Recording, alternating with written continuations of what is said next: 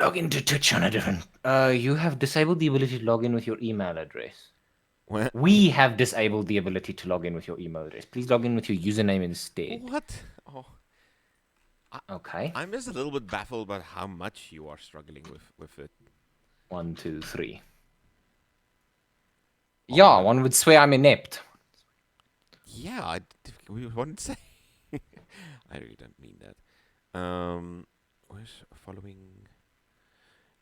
Do we can have a quick look at Dungeon DJs. There we go. Let's have a listen to the current channel. Just gonna mute my normal output and listen to the stream.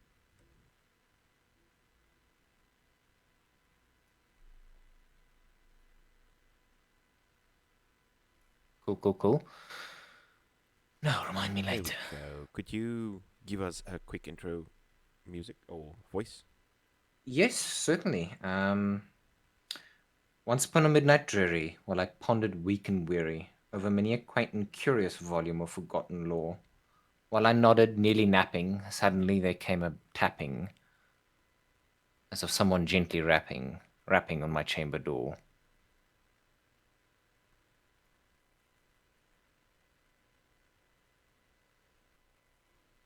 Yeah, that sounds great.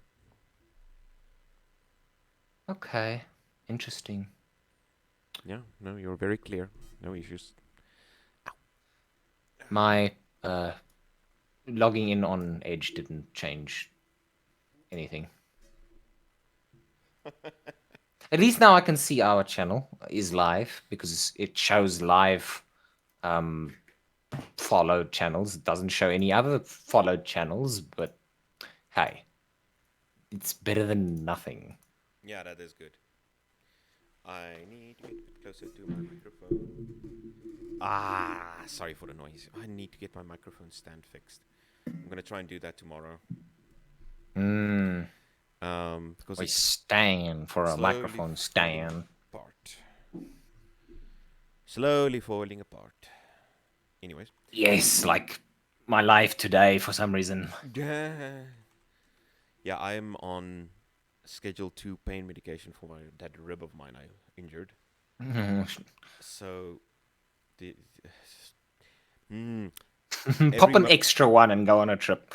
I'm already drinking 2 in the morning and 2 in the evening. It's Oh really weird. wow, that is strong. Yeah, it's a skeletal muscle relaxant and something else. It's Ooh, so you can't operate heavy machinery. no, I probably shouldn't. Not at this point. Oh, I probably makes shouldn't be sense. driving. I'm not sure. Um, I'm sure uh, your doctor would have said you if you may not drive. you know what? These days, I'm not that sure. I'm not, and I'm not saying doctors don't care. I'm just saying that, yeah, yeah. I don't know. I don't know what I'm saying. Anyway, so I got some. I'm on a little bit of pain. Every waking moment is basically continuous discomfort. Um, just before the stream, I went to lie down on the bed for a little while, and for like 30 minutes. And I managed to, if Mm-hmm. lie on my side and I support my chest, I don't feel my rib anymore. So Mm-hmm. that was amazing. Just to pass out without Mm. any pain for 15 minutes. Mm-mm-mm. I can imagine it must have been a lot. A lot of relief. So yeah. Oopsie. So, Button. what can we do today? Wat This gaan was we useful. This was useful. Good English. I was speaking. Yes, I am not having a stroke. I swear. So we can just shoot the breeze for a little bit while I play with. Mm. I'm gonna try and set up. Basically, I want to shoot the breeze and try and set up a server in Fancy Grounds Mm. using the Mm. core RPG Mm. Mm. engine Mm. Mm. Mm-hmm. uh, in Fancy Grounds Mm-hmm. to sort of to play around. Is Um, this to get the cards working or to test the quiet here? Kind of both, Oh but yeah, because you need the cards for quiet here. exactly, yeah. So I want to get that card add-on and then transpose some of the Quiet Year stuff from the PDF over to Fancy Grounds for personal use. Mm-mm-mm. I have to say that for personal use, and I did buy the actual PDF for the Quiet Year. Mm-mm-mm. Um, You haven't perchance like actually checked online if someone hasn't already like transcribed some of the stuff actually, for Fantasy Grounds. I haven't. Let me have a quick look. I mean, I can do that because I haven't got anything to do while you're Yeah, busy setting up your yeah. server. I have a hunt for us. Maybe you find something. I was going to suggest I just read the newest UA that came out for 1D&D, but I'd rather do this because the UA is a bit dense, at least at Is this it? point in time. When my no, well, it's no more dense than the previous ones. It's Oh, actually actually overall it's a much smaller UA. It's only got one class and one subclass, and some race reprints. Um, but yeah, my brain is fudge this time of year. mm, So I'm going to look for quiet here. Now, gather your round as we enter the quiet here. Enter the Quiet Year. Here we see the two resident geeks slowly making a nest out of stories and paper. Oh, That's it. I typed in the quiet year fantasy grounds, and the very top result I get is the quiet year buried without ceremony. What the hell is that? It's an entire website called buriedwithoutceremony.com. Oh, The Quiet Year is a map game. You define the struggles of a community living after the collapse of civilization. Yes, this is the disclaimer for Quiet Year in a nutshell. Designed and written by Avery Elder. Design insights from Jackson Tigu. Illustrations by Ariel Norris. First release 2013. This iteration 2019. 2 to 4 players, 3 to 4 hours. Ages 12 and up. Drawing imagination apocalypse. Inside the bag. Buy now. oh Oh, yeah. the This is little. the company that produces it. Are they called? Oh, is the company that produces it called Buried Without Ceremony? I think so. Let me just check the PDF again. Ah, okay. Existing group fantasy grades. Quiet year for world building. R/DM Designed Academy. by special thanks to. But yeah, Buried Without Ceremony. Yeah, Ah, okay, cool, cool, cool, cool, it's cool, the cool. literally I bought my PDF on that website. Oh, okay, cool, cool, cool. Um, I thought that like, oh no, the Quiet Year RPG. It was buried without ceremony. Died the way of oh, the whale. I don't know why I said the way of the whale. the way of the Whales are still alive. The Ew. dinosaur, that's what I meant. Hey, chicken still live. Ah, yeah, those Yeah, that's the clucking semantics, I guess. bastards. Them chickens is organized. Oh, it's a photo of the designer on their site. Ah, nice. I'm just saying words now. That link you sent me about that shop, that Oh, board game shop yes, in Cape Town, yes. Mm-hmm, I have mm-hmm. seen that before. I can't remember. I think Mm. one of us shared it to each other. It's such a nice idea, but I mean, those people obviously had this massive space on top of their garage that they just had the finances to completely rework so neatly. There's a lot Oh. of background, like just general settlement of life that's gone in there. I wish it was Mm-mm-mm. easy to do for everyone. Mm. I just came across it and It's very thought nice. that they were very similar to us, but they took the shop approach instead of the club approach. Yeah, yeah. In the end, you need to make some sort of money. Uh, More core rules. How do I make logs of my calendar, yearly events, Call of Cthulhu, Traveler on the FG store and Steam, Fantasy Grounds oh yeah. custom By the way, calendar? there's Mm, someone that wants to start. There's possibly someone that mm. wants to start running Traveler for the club. Interesting. Yeah. So, but it's not concrete yet. So I'm not gonna say the name and stuff yet. So I'm just sort of listening in for a while. Okay. Well, I've got more core in front of me. It's been a while since I've been in here. Um, so let's have a look here. The combat tracker is nice and simple.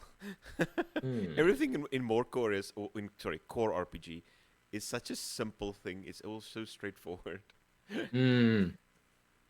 Let me look at the character sheets. You can log in, by the way, if you want to, but The I will character do. sheets are so basic. I like it. The fun thing is, if you can literally play any game like this because this is basically automation and everything stripped away. Mm. Nothing stops you from playing any role-playing game with core, um, as long as you've got the rule books available somewhere. Mm-mm-mm. Okay, what I now need is I need image set of a deck of cards. And yes, I'm not showing anything on screen yet because I'm googling a lot of things. So this is audio only for a moment.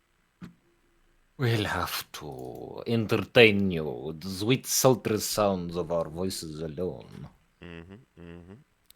And my fantasy grounds Speaking needs of to update. speaking of which, let me just quickly let the group know.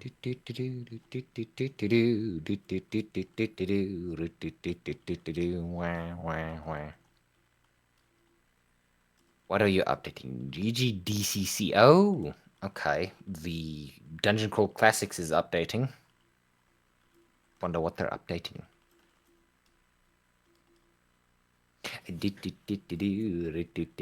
Wow, wow, wow. What is. Oh, yes. All the messages, they be coming The through. messages they be coming. Oh, hey, I see. Yeah, how's your booking going for the quiet year? Ach, for with Midwinter Mint Spy on Saturday. Um, I had four people, and one person had to drop out, and I think Oh, I'm back up to four people now. that's good. But I haven't checked. Let me check now. Let's see. Oh, I need to log in again. Continue with Google. So yeah, so this is I'm sort of going to show on stream real quick. This is the buried without ceremony that Dylan just mentioned. I'm just showing it on my screen for a moment. They created well, Avery, the lass, the gal, the woman.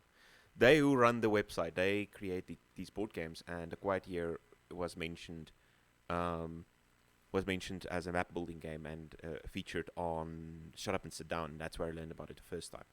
And yeah, I've kind of fallen in love with the entire concept, and I'm not I don't uh, I'm not regretting it for a second. Uh-huh. Playing card images. Okay, cool. I need. Just don't start a game like a few hours before midnight. Yeah. And if you do, put the kings near the top of the deck. Yeah. We nearly killed ourselves with our second game. We started to. Uh, we really had a lot of fun with the first one, and I had a lot of fun Mm. with the second one. But with the second one, I was just physically tired and sore. Yeah. We were all sort of like But we committed. slowly running out of steam. But we committed, and that's what we've got. I want to Yes, but quickly. what we committed is still up for discussion. Was it a sin? Maybe.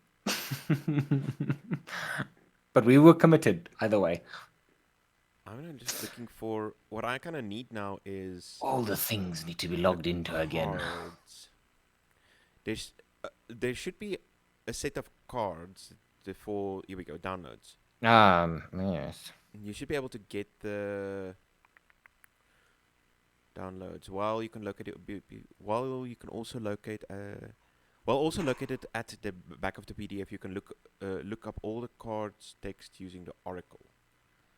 Okay, okay, here's the The Oracle. Oracle? Yeah, that's what I call the piece at the end, which is fine. But now I need a standard playing card deck images. Um,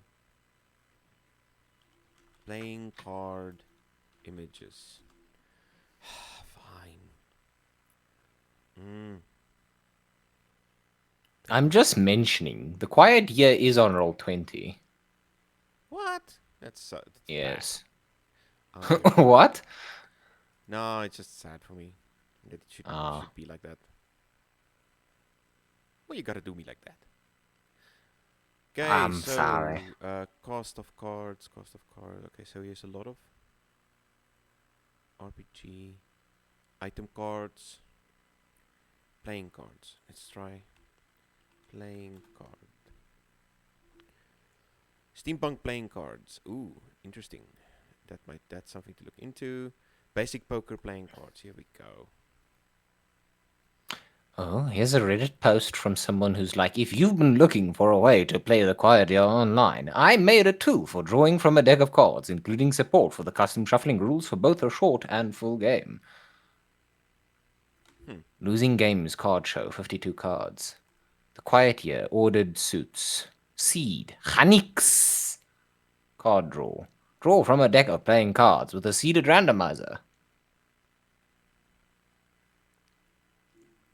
Deck There's box drawing. no That's fun. The graveyard. drawing option here though, like a whiteboard option. Mm-hmm. These trials. Wondering if you know any good software or website we could use to draw collectively on the world. Miro or Figma, perhaps. You could use Google Slides to have a shared whiteboard and Hangouts for video chat. And Yeah, then there's a lot someone of just ways to do posted it. awwapp.com. No, I was just looking what there is. Because maybe there's like a free website like the Dominion website, and it's like super easy to get going, and you just pop in and you like go, yay! Add to cart. Let's see if this basic poker set can do the trick. I'm just gonna swap to not show my screen while I quickly buy this deck of cards. Don't show them your deck. But I want to show my deck. My deck has many cards in them. I told you, it's not that kind of channel. We've had this discussion, Dominic. Don't make me call HR. Oh no! Oh no! Harassment at the workplace. Please create. Please create. But I already logged in. Why do you want me to do this again? Log in, I guess. Oh, there we go. Okay. Freaking hell. Okay, check out. Let's see if this does what I wanted to do. Oh yes. Let me just quickly send that to you. The password for the server. I'm not gonna say it loud. Yeah. Fantasy Grounds needs passwords when you tell the server that it has a password. A password. It is To be fair, there if we go. you leave it blank, then any old person can join. Clear. Yeah. No, absolutely. That's an interesting password. Now, thumbs up something. It's not lewd. It's just weird. I didn't say anything else except it's interesting. Okay, you're starting to get in there right now. Download form. Did I pay this? Not yet. Let's before I buy. Let's have a look here. Physical cards, PDF and cards. These steampunk cards are really cool. Steampunk? Yeah, it's a set of cards. It's a set of card designs I can get on on a drive-through RPG Mm-hmm. that's steampunk themed. Mm. Playing card set. Let's see if he's got any other card sets. Let's just go with the one set for now and figure it out. It's a lot cheaper. It's like 90 cents American, so or like 10 rand or something. Yeah, that's fine. I had a Mm-hmm. while in the shops today. I had one hiccup, exactly one, Mm. and then I think my brain just decided, nope, I don't do hiccups anymore. Oh no. this this ain't no time for hiccup. Nope, nope, nope. That was Because that one hurt like hell. spastic diaphragm movement that was not welcomed. Absolutely. Right, let's quickly get this going. I went to list And expiry date. campaign. Well, besides the Roll20 module, Mm-hmm. I was unsuccessful in finding a quiet year conversion for Fantasy Grounds. Damn it. Well, so be it. Um, Awesome. Okay, payment ready. Review order. Well, while we're busy, I will go over the UA in briefest terms. They released a cleric, Uh huh. and the subclass that came with it was the. I'm just checking now. Where is it? A life domain. I thought so. Is the life domain, and then they re-released a bunch of. They re-released the Ardling, but it's been changed, and Mm-hmm. the Dragonborn also changed Yeah, again. the one thing I've seen in just that bubbled up from everything on my feeds has been the Artling Mm-hmm. discussion, which I Mm. which I it's one of those things that come up in life that you sort of see happening, and then you just sit back going, was I supposed to be offended by this? Am I wrong? Offended. Yeah, the Ardling seems to give it. Let me put it this way: on my regular scrolling through YouTube and like YouTube Shorts Mm-hmm. and just some news and stuff online, because my phone pulls news from different sources through Google News. The Ardling came up on both a few times. Yes, oh no, it's controversial race that's coming back. What. It's like, okay, why? Apparently, it's because the Ardlings by any other name, they're halflings. But in the Dragonlance setting, they're apparently they in the old editions they were. Oh, you're confusing the Kenda and the Ardlings, Dom. Oh, apologies. Yes, that's the thing. Yeah, that's why I'm confused. I'm sitting here What's the going, Ardling then? the Ardling is the Azamar look-alike that came in the UA. Oh, those animal things. Yes. Yeah, they're still weird to me. Yeah, that was the only controversy, if it's even that, around the Ardlings, is people were like, they're too similar to the Azamar while still trying to be something else. Um, but yeah, the UA, the newest release of them, pivots away from them being celestial in nature, and specifically they're still planar touched. Actually, older editions of D&D specifically called races, except the tiefling, because tieflings were super special. Mm-hmm. But called the Genasi and the Azamar. Any creature that had a heritage that came from an extraplanar space was known as a plane touched, which is super simple and easy to understand. But anyways, I won't go there now. I do like the pivot they made in the Ardling lore, focusing on them being from the Beastlands, which is still in the D&D lore one of the outer planes, but it's not a an upper plane. It's one of the neutral planes, Hmm.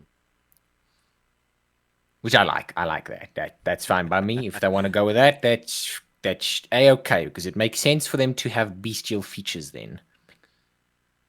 Yes, here we are. Ardling. Celestial animals roam the beastlands, a plain of untamed beauty and wild nature. Many of those otherworldly animals serve the beast lords, and in the early days of the multiverse, some of the animals evolved into bipedal forms. Among their number are Ardlings, people with beast-like heads, keen senses, and an innate connection to divine magic.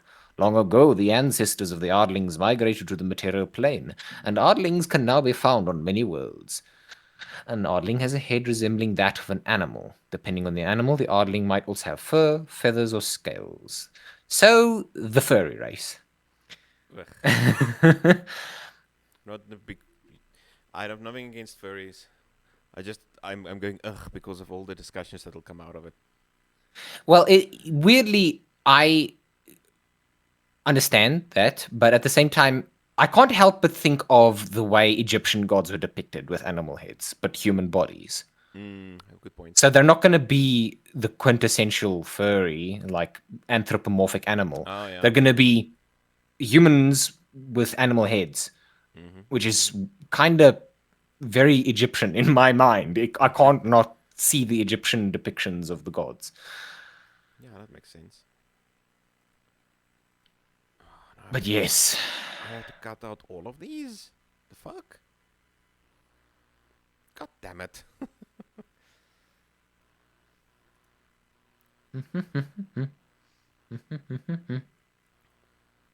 Ah.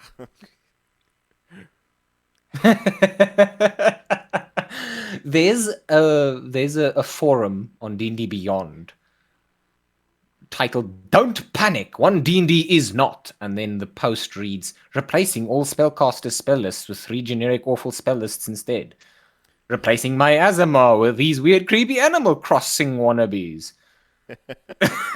Removing critical hits from D&D forever." Yeah, of course it's not. It's UA. And they've already like reprinted the Ardlings and the Dragonborns based on feedback. So they are actually reiterating things based on feedback. It's not like they're Mm-hmm. just doing a song and dance. Oh yeah. Downloads. Basic Pokemon. There we go. But apparently the feedback, if the interview with Jeremy Crawford is to be believed, the feedback was overwhelmingly positive for the most part. Yeah, I think a lot of us really liked things. I mean, I haven't. I now didn't do the feedback for the second one because I kind of wasn't. I couldn't be bothered. I just couldn't be bothered to Mm. do the read It's of the gonna second one. it's gonna become harder and harder to keep giving feedback on them as more and more are released. Yeah. But I am going to try and make it my personal mission to give feedback on each one, even if it's very cursory feedback, Mm-hmm. because I can then proudly, if one D&D is released, say I put in my 2 cents. The things Mm-hmm. I didn't like, I said I didn't like. The Yeah. things I did, I told them I liked, and then I can say with confidence, Mm. I had a hand, even if it's a minuscule amount. I had a hand in influencing the outcome of the game system because I am actually very keen to run one D&D one day. What has come out in the UA, I actually quite like myself. There are some things I want to change, but overall, most of the things I want to change are aesthetic. They're not actually mechanical. Mm-hmm. The top things that come to mind for me are aesthetics. Like I was actually fine with the way they printed the Ardlings. I just wanted them to call them Azamar again.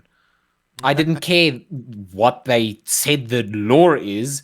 Just don't confuse people. If you've got a celestial race in the game, stick with that race. Don't introduce another one because you'll confuse people. Yep. Anyways, so I'm going to. Ooh, my ear is itchy. Just gotta. My ear also just itched to stop a storm, so I don't know what's happening. We're psychically connected.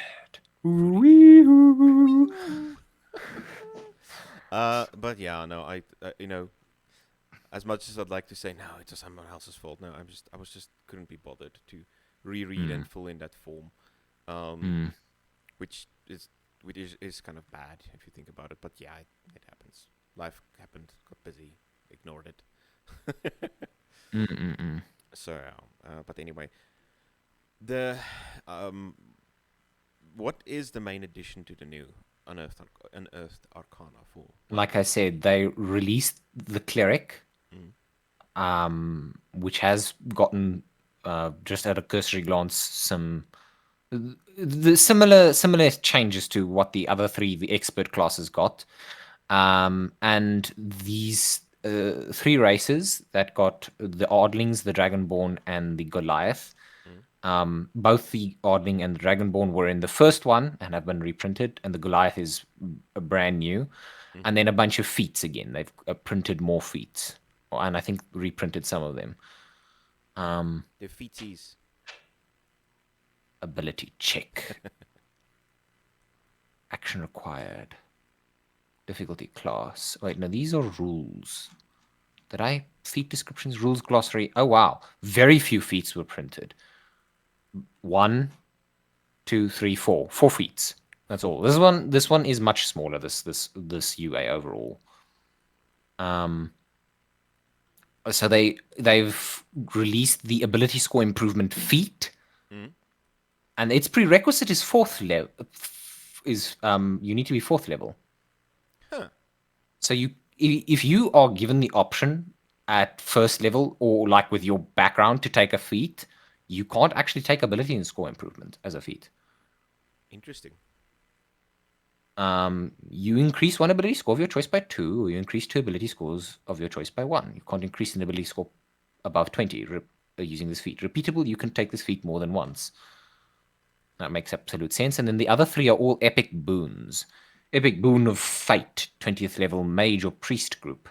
When another creature that you can see within 60 feet of you makes a d20 test, you can roll a d10 and apply the number roll as a bonus or a penalty to the d20 roll. Thunder strikes. Once you use this benefit, you can't use it again until you roll initiative or finish a short or long rest.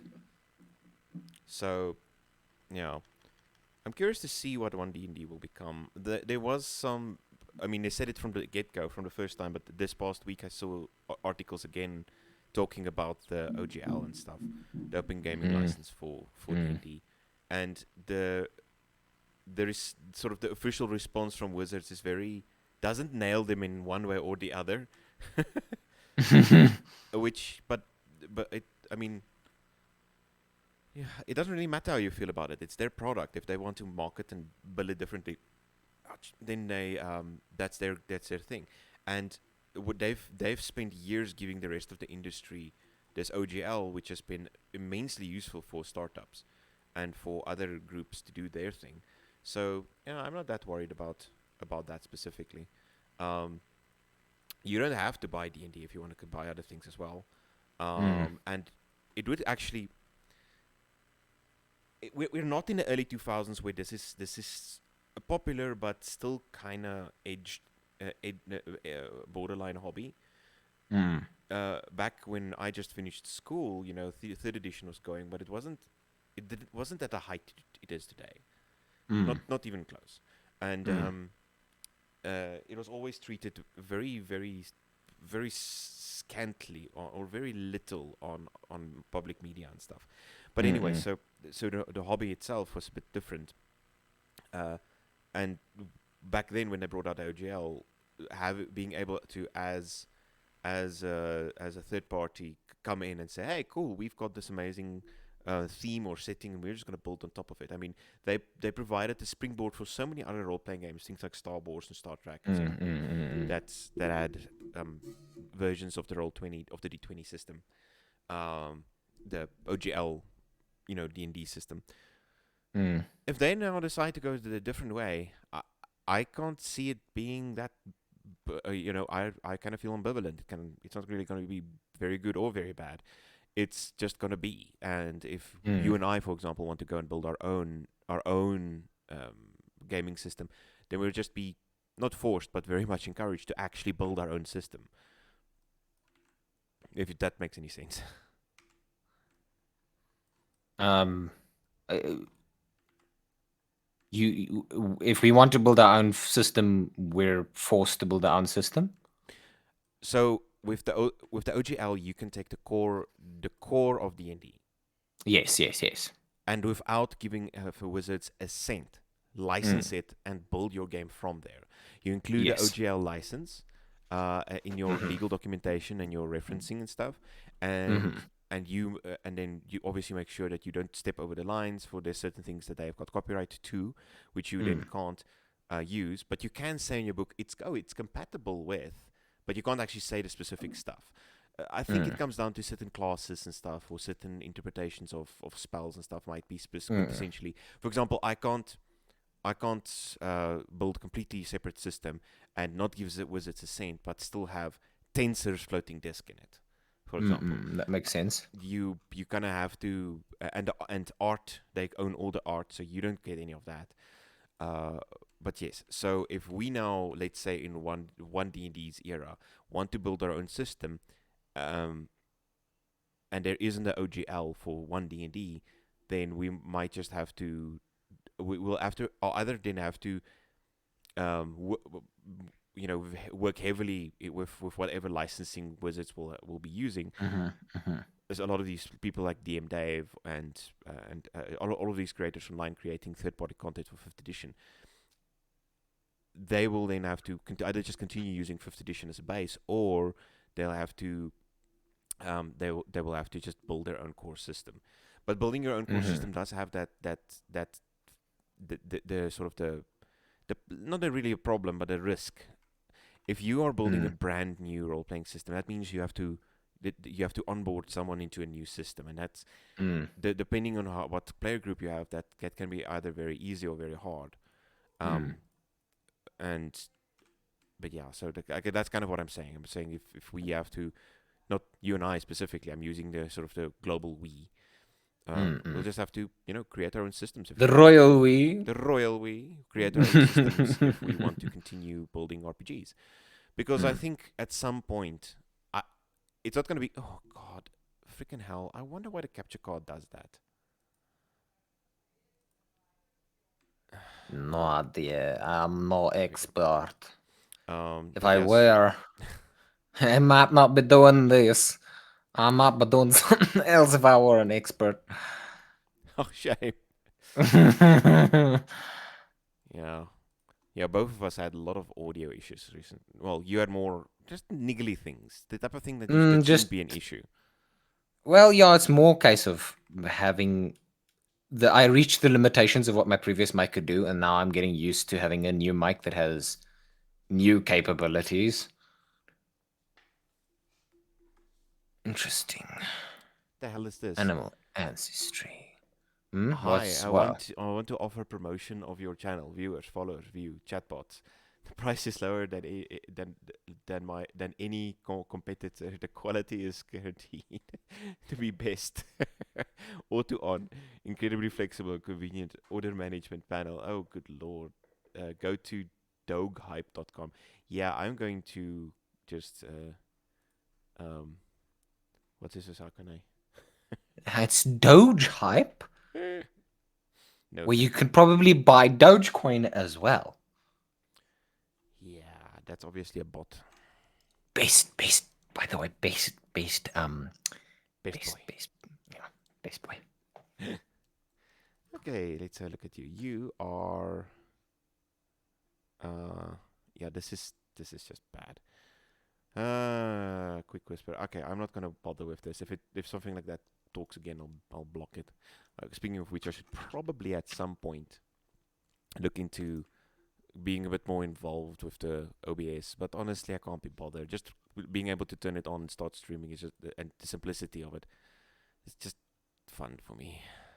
Hmm, makes sense. Move to Do you ever layer. think about Mm? how, when it comes to the metallic and chromatic dragons, that the metallic dragons always get shafted in terms of variety? I get that feeling, but I get that feeling, but I kind of feel it's confirmation bias because you D&D nowadays is very much Mm, noble bright. It's very you are the hero. But fifth edition is that. I mean, compared to older editions, you are a rock star at level one. Um, uh, I think some people might disagree depending on which hit dice you have at the start. fair But enough. I mean, in comparison, it is, and so it's a lot of fun to constantly compete with and put down evil and dangerous monsters. And Hmm. so I think statistically, because of that, because of us wanting to be heroes, we will just face more evil aligned dragons and not as Mm, many of the good ones. I mean, mm, the one good dragon you encounter that in the only good dragon pre-written adventures that I've ever encountered. Um, not I'm not saying there aren't many in pre-written adventures, but I mean I've only got so much time in my life to play some of the content. Is in Waterdeep Dragonized, where by the way, spoilers. Um, just gonna say if someone sees that. Anyway, but there is at the very end you meet a golden dragon, mm. but you meet them in shapeshifted human form, Yep. and they don't transform unless there's a very specific circumstance being met. Look, Um, my reason for bringing it up is gold and brass dragons both have a fire breath weapon. mm, Now, compare that to, okay, so there's five main types of each. There's five metallics and five chromatics. Each chromatic dragon has a different breath weapon. So it's red has fire, blue has lightning, white has cold, black has acid, and green has poison. But now, if you compare that to the metallics, brass has fire, gold has fire, silver has cold, bronze has lightning, and copper has acid. Where's Interesting. the poison breath weapon for the metallics? I don't know. I have a thing about symmetry, and they are not symmetrical. I think you'll find. Sniffs in derision. Sniffs farting glass. That's not okay. Okay, well done. You've undermined my speech.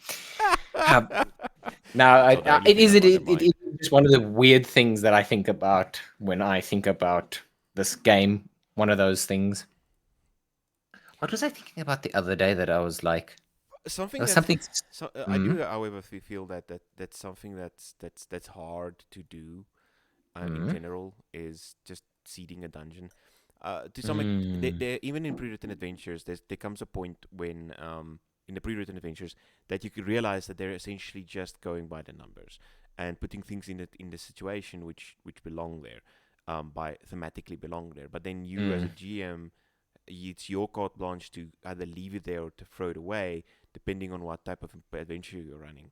Um, mm-hmm, because I mean, we recently fought some Nothics in that temple, in the Amber Temple, and mm, there was no real reason for them to be there. They literally just marked as a monster in a room. That's it.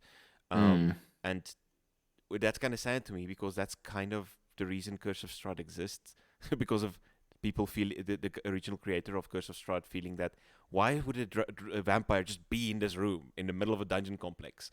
oh, There's no good oh, reason. And then oh, he rewrote vampires into something more scary and kept working on it, and eventually that became Strahd. mm, Um, so yeah, that's I just find that odd. But I mean, not super odd. I have the power to veto it if I want to as a GM. No, I do agree there. Um, the thing is, I know you can't account for everything. And if you try to write an adventure that does, you create a 5,000 page document. You would know what's gonna read. That, yeah, exactly. There are a few DMs online that actually do that show their prep. I've seen a few videos, years ago now, of dungeon masters that when they prep for prefabricated campaigns, Mm, they would act. The one guy, I can't remember his name. He would mm, print out. He would get the book, and then he'd get like a copy, like a photocopy of it, or a printout of it, and like make one, and then mm. because he then makes notes and markup in the copied one. Now Totally. Yeah. that's just Mm, admin. You can do that with digital tools as well. yeah. Yeah. And then Yeah. what he do is he would go through, and then he goes in and he cuts off big pieces of fat. He'd cut Mm, away an entire chapter that doesn't fit. For example, if mm, you and I have had long discussions about the Descent into Avernus, where what we would cut, and yeah.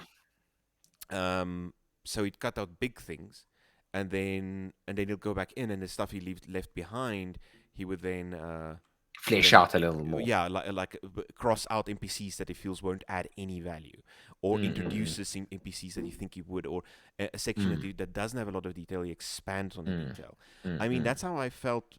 That's how I felt about the fifth edition Curse of Strahd with the Castle Ravenloft. I'm dreading it, and I'm going to. We're breaking 40 years soon, and then next year mm, it's going to be the big dungeon crawl into Castle Ravenloft. mm. And I'm gonna have to spend some time in this, coming to 3 weeks in December now to plan out what's in that dungeon I want to keep and what I want to let go. Uh, because I think if I just leave it as is, not think, I Mm, know. If I leave it as is, I'm going to end mm. up making it very boring because it's going to be a by the numbers, room by room type of crawl. But Oh. it's not supposed to be in the way I understand the material.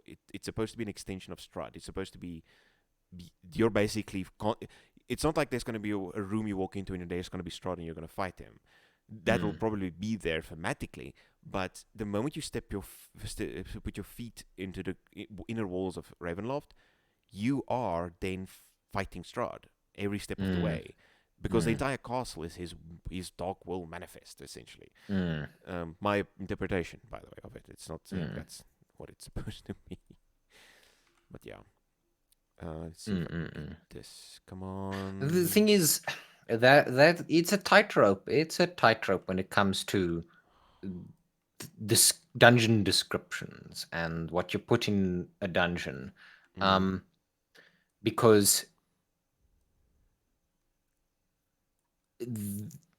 we complain or sometimes we are upset when a an adventure or a campaign, what have you. mm, I'll let me use Spelljammer for an example. yeah. Like the lack of um, crunchy, in-depth ship mechanics for ship combat Yeah. is something that we lament. Some people, on the other hand, conversely, actually, they overall people don't really like Spelljammer at the moment, but some people really like how very simple the little bit of rules that are there are, because they they don't want to really do ship mechanics, and if they do it, they want it to be narrative. They don't need crunchy rules to simulate the experience of flying through space on a ship, which makes Mm, sense. Um, but conversely, sometimes it's fun. It's really fun as a player to engage with a unique mechanic mm, that is there to support the theme you're playing. And sometimes it works and sometimes it doesn't. But a lot of the time, I find that a dungeon, a very large dungeon that mm, is a bit more by the numbers, needs to become you need to take a poetic license approach to how players interact with it, especially if you've gone off script already by that point. Because I love using a pre-written adventure to inform decision making. yeah. And then going, okay, but this is my players, these And are their and choices. I know they won't They've engage with this segment of the content. Yeah, they won't engage with this, or they will engage with that, or they've recruited an npc along the path that maybe they weren't supposed to, and this npc will interact with the world this way, or perhaps there's a monster in the dungeon and they just refuse to fight it, or conversely they refuse to parlay with it, Mm, and then you have to pivot and allow yourself to reinterpret what has been written, mm. but at the same But I time mean, having a solid foundation to start with is a yeah, very useful tool. yes, no, it is. The thing is, having to give you an example, we now never finished that campaign, but Wild Beyond the Witchlight has a lot of gives you a lovely world to just set your thing in, and you Mm, can build on top of that. And mm, my experience with it as well, having that creative license to just sort of do whatever the bloody hell I want with the campaign is great. mm, And the biggest hurdle there, the biggest pitfall there, is just that mm, once you start modding, most of your modding might happen in the middle of a game, meaning mm. that you'll have to somehow keep track of your own changes, and that's the biggest hurdle for me for adjusting on the fly. But that's luckily not insurmountable. Uh, I don't find it that difficult. I mean, there are times when I've forgotten an NPC's name or here and there, or I forgot that you know uh, that they didn't find an item that I thought they had, or oh yeah. I thought they it's things like that. They come up in gameplay because I'm a horrendous at note taking. I try my best, but I am really bad at note taking. And so, for the most part, I rely heavily on my own sense of how the story felt, um, and my memory of how events unfolded, because I try to imagine. these events unfolding as I play them. And I find it makes that I think in narrative terms quite often, is that I imagine what the narrative would look like if these events actually unfolded as a movie in front of me. I'm not Mm-hmm. saying I think in movie terms or as a director or anything like that, just narratively. How would it look if it unfolded in this way? Would it, or how does that make me feel? And then you generally find that I'm good at keeping track of the events that unfolded because I can replay them in my mind as a picture. Um, I- it's not perfect. I'm not going to claim it's perfect. And can my note taking be better? Definitely. I definitely have had moments in life where, or in DMing, I should say, where I was like, God, I wish I'd written this down somewhere.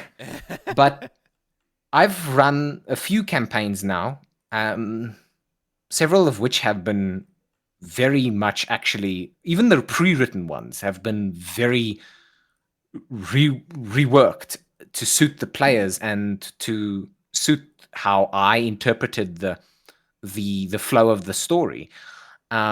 And I th- I think that the that I did a fairly good job of remembering where the certain story elements took place. Mm. And Yeah, yeah, it's fine, but that's why I said it's not an insurmountable mm, task. mm, My notes, aren't ironclad either, but mm, what's his face? I do rely on them heavily when I start running games. Um, it's it's just yeah, it's just fun to do in general. mm, But yes, no, there's a lot of fat you can cut from pre-written adventures, mm. and I'm curious to see what's gonna happen next year. Yeah, and I also think that uh, it definitely shouldn't be encouraged Encouraged sh- to just to replace things. to no to discard. No, s- I need to word it carefully. I don't think encouraging strict adherence is the right way to go. I Oh actually yeah, think no, not at that all. you definitely should be feel that if you want to introduce a bunch of random NPCs, you should introduce a bunch of random NPCs. I mean, as long as you're confident that they won't detract from the story, and instead, like, say the adventure says that it calls for a goblin. Mm. This is a poor example, but say the adventure calls for a goblin that is specifically trying to pickpocket one of the party members. Uh huh. Now, instead of freaking out if the party like manages to roll high perception checks or in some other clever way catches the goblin and prevents them from pickpocketing it, try and think about, okay, then perhaps this goblin is has a story. I mean, in the context of the adventure, they might already have a story, but you can easily turn that into an NPC that the players can engage with on a more in-depth level, because it's fun for them to see a world where It's creatures react. yeah. The thing is, I think Brandon Mulligan said it in one interview. It was like, "Hey, cool, yeah. Oh, you gave me a five-page backstory. That's a lot, but now I've got like 90 hooks for you." Um, I mean, if your players Yeah, really, that's if you present something in the environment and the players really latch onto that one thing, mm, like yes and them breathe life into that thing and then yes, bring it back the way you described it with running Lost Minds the other evening. They were joking a lot about the goblins, so you made the goblins more colorful, more interesting for that session. mm, But then at the end of the session you had the goblins again, the goblins in character in game, steer the party back to the completion of the mission, mm, which then was like, now it's not just, oh, by the numbers mission, it's this thing that we have bought into, this idea we've now spent energy on, is mm, now is spending energy back into us, mm. which so yeah, I think I understand what you're saying. It Yeah, I mean, conversely, Change what you need to, but I you mean, if change yeah, change it to suit your table. yeah. Conversely, though, you can get players that want to engage with everything, Yep, you get that, and they get and they then feel FOMO if they don't touch every corner.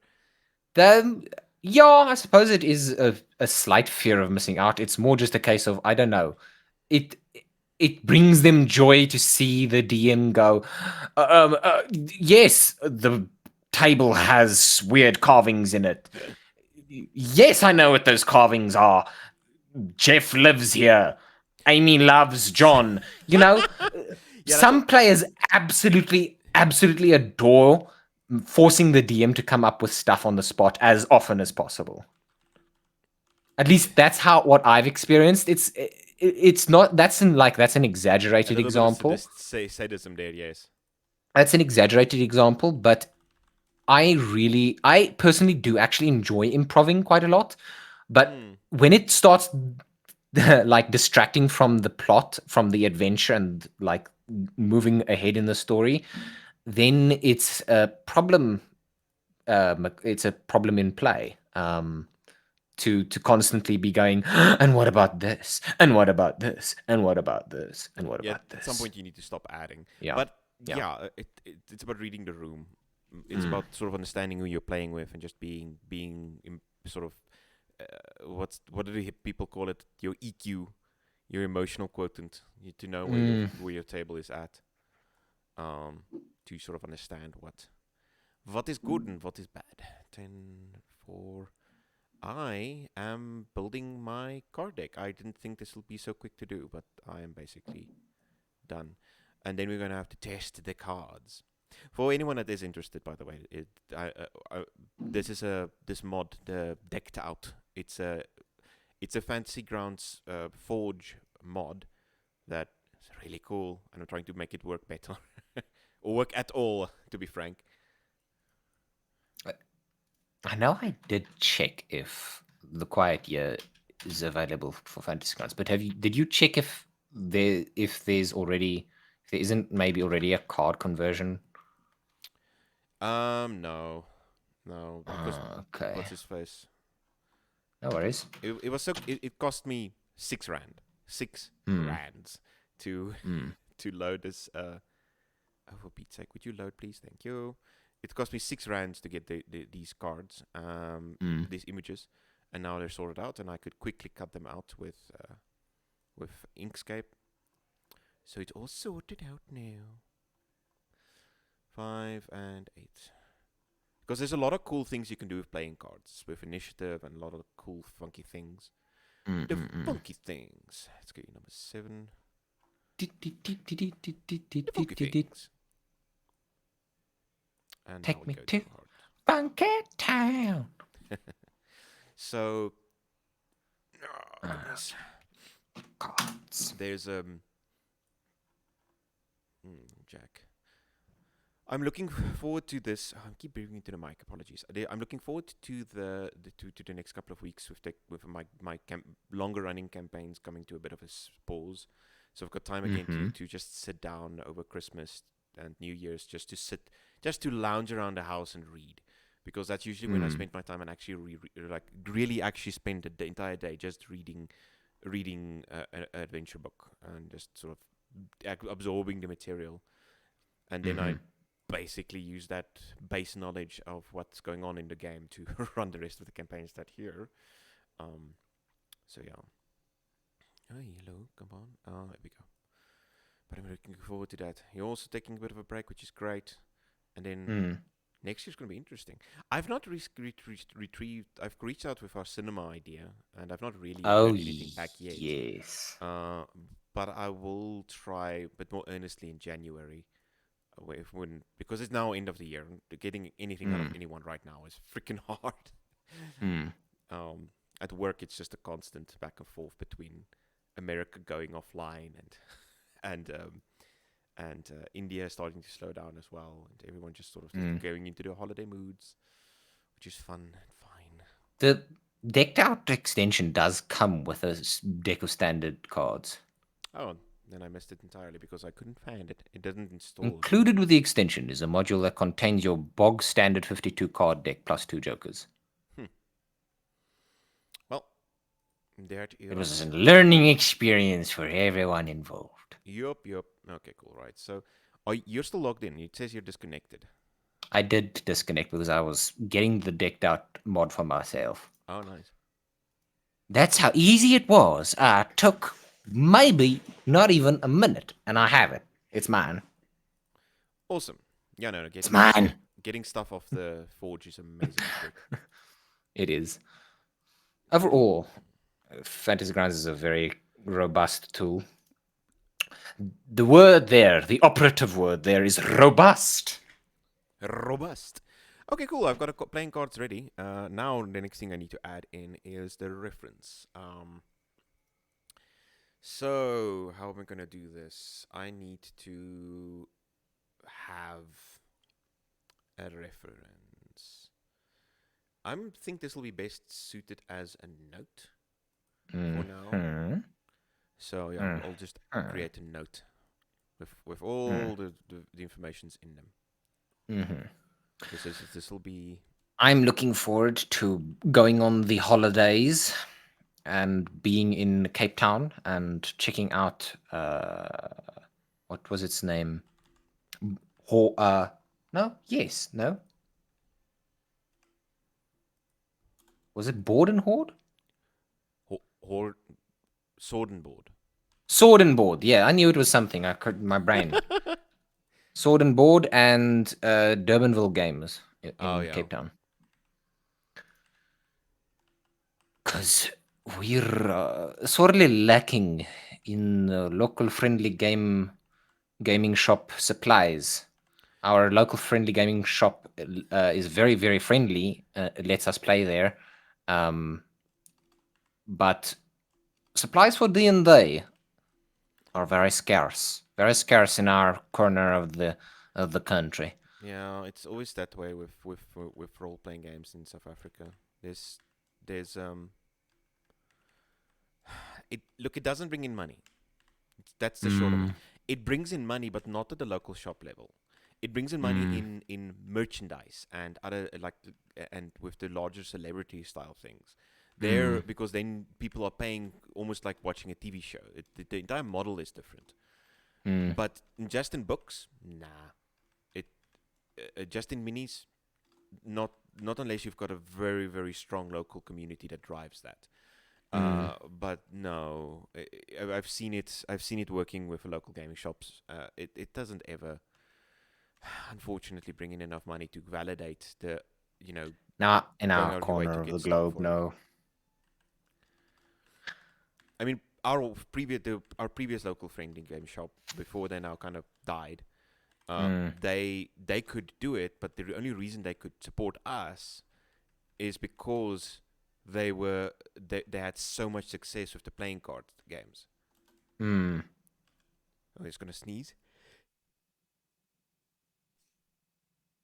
Okay, that didn't hurt too bad. Apologies. Don't worry.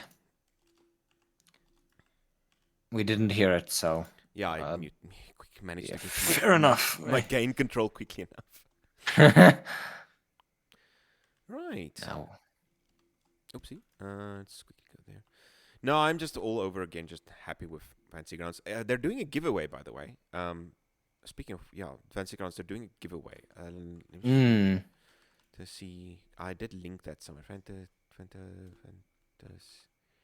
Grounds giveaway. I forgot to sign up to it. Here it is. 2021. Enter for a chance to win. Hey, it's a deck of cards. Nice. It's over. Yeah, this is last year's one. Um, Speaking of giveaways, did you look at D&D Beyond's advent calendar? no, I didn't. That's also going. What is it? It's an advent calendar. The I know what the advent calendar is, but what's the yeah, content? the content is mostly discount codes for books on D&D Beyond, but some of Oh. it is like cool little discounts for products as well. Like for example, that D&D Yahtzee that I sent to you. Mm. By the way, I looked at that product again. I only like glanced at it and thought, oh, I know someone who will appreciate this, and sent it to you. I looked at it again, and okay, not only is it a set of dice which you can play the Yahtzee with, although you obviously can play D&D with them too, um, but it's a dice tower as well. Oh, that's cool. Yeah. So yeah, it's a nifty little product. I wouldn't mind actually owning it, but yeah. Um, so yeah, there's a bunch of discount codes. One of them is a discount for a bunch of t-shirts, which were very reasonably priced on Amazon.com. Like I think it was 300 rand thereabout, excluding shipping. Oh, and they don't ship to South Africa. Yeah.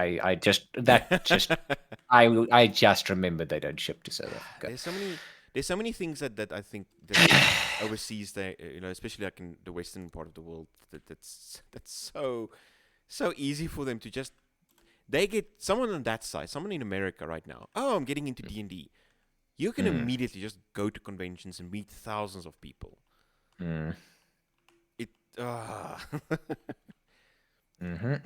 it Hey, sometimes look, our struggles build adversity. No? no, our adversity Perseverance. builds Our builds yes, there we struggles. go. No, hang on. Yes. We got there. I promise I'm not having a strong.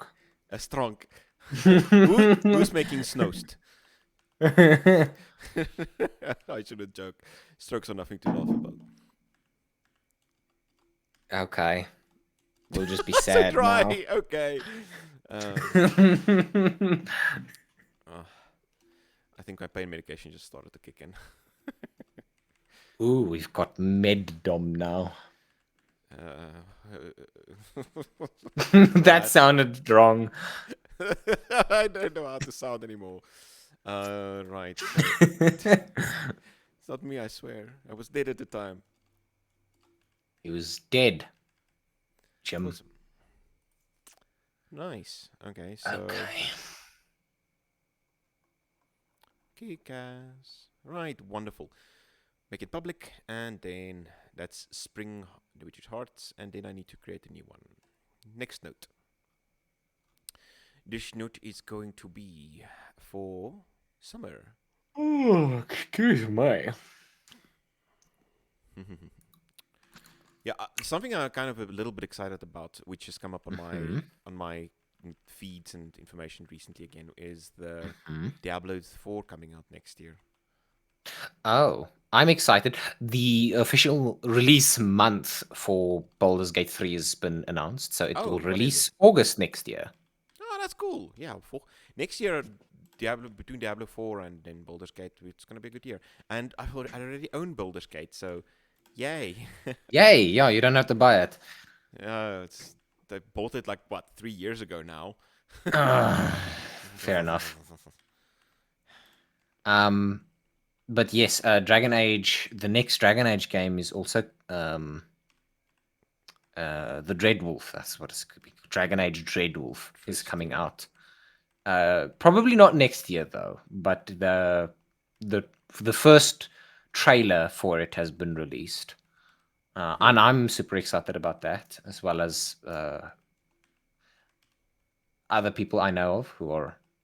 I'm specifically talking about my brother. My brother and Yeah, I yeah, both no, love I'm Dragon aware your Age. brother is a big fan of Dragon Age. He makes it sound like he's a bigger fan than I am. He's a fan because of me. No, I won't. I won't take credit for I'm gonna take all the credit for you anyone. being For interested in anyone, this thing.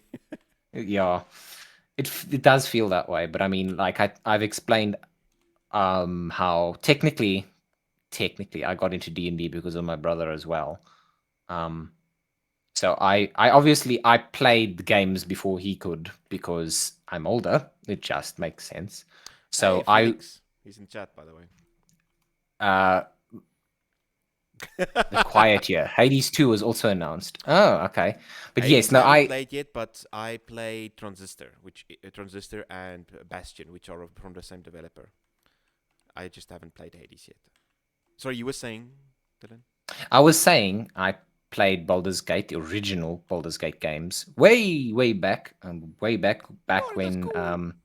when cheating was like coding, like you actually had to go and edit the files of the game in order to Yeah, cheat. hex edit the I'm files. I'm still proud of that. Thank you very much. I used to Anyways, do no. that with I used to do that with emulation. Then I'd save the like things like Super Nintendo emulators. Then I'd save the Mm, game, and the save creates like a save file. Then I mm, open a save file in a hex editor, and go look mm, for then I make sure I've got a value, an easy identifiable value, like mm. twenty Like nine money. point five. You know, you get a specific Oh. value in game that you know was Mm, it's in that moment on screen. Then you go look mm, for that value, and then you change that value to a value close to that. Change your value to something bigger. So then you can, when it loads up again, the memory that reloads has a much larger value. Stuff yes. like that. But yeah, hex editing was my first cheating as well back in the day. We know you love But Dragon Age. yes, so I was very, very happy to hear that Dragon Age Dreadwolf is coming soon. Although like I said, I don't think it's coming next year. I would be surprised if it did. I, But I'm still kind of scarred by Dragon Age. To be honest, I'll never play the first try and play the first one again, because every time I try and play it, I just fall apart and suck at it, and I don't get where I want to be, and no amount of grinding goes anywhere. So it just felt like a losing battle. Well, never say never, so maybe. But Dragon Age 2, I did play for a bit when it came out, but it failed to keep my interest because it just felt very, very repetitive at some point.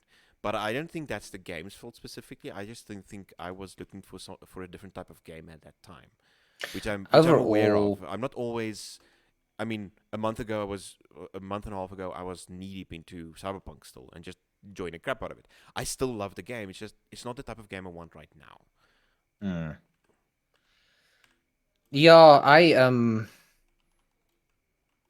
I could defend Dragon Age until I'm blue in the face, but I've learned that even if I'm passionate about something, sometimes it's okay to just accept that other people don't like the same things you do, Yeah, it better be. or even dislike the things you like.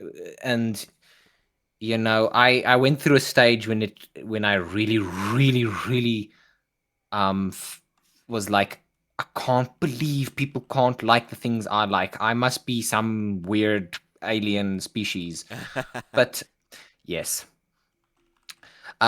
So I've become less vocal about the things I like. Um, but I still think that the the world of Thedas, the Dragon Age setting, is a brilliant. I think it's a brilliant story. I think it is really is a brilliant setting. And some other news that you might not be aware of. I don't know if you were aware of the fourth game at all, but there was a series announced a while ago for Dragon Age as well, which I'm keen to look forward to or Mm. keen to watch. But that's more just me uh, speaking out about information that I'm Admit that excited you for. wanted to have a little bit of the success that both Edge Runners and Arcane has had. Well, definitely. I have no idea. I have no expectations of the It's Dragon best to go Age in with no series. expectation of these type of things, because Um, it could just be another Dota anime, which the Dota anime wasn't bad, it was just bland, and I don't know why. But then again, I have to yeah. spend 0.0 milliseconds actually thinking about it. So yeah, I think I spelled autumn wrong. Yeah, it's whoa! It's already out. Dragon Age Absolution is already out on Netflix. You can go and watch it now. When did it come out? How long ago did it come out? I missed it apparently. Uh, Dragon What are you up Age to, Absolution. Felix? You're done with school now. You're on our holidays, aren't you? Netflix. IMDb. When did you come out? There was a lady The in the 9th back. of December. That's today, There was a 9th of lady. December 2022. Okay. Okay. Let me just quickly open my Netflix on my other screen. Haha! What's it called? Dragon Age Absolution. Yeah.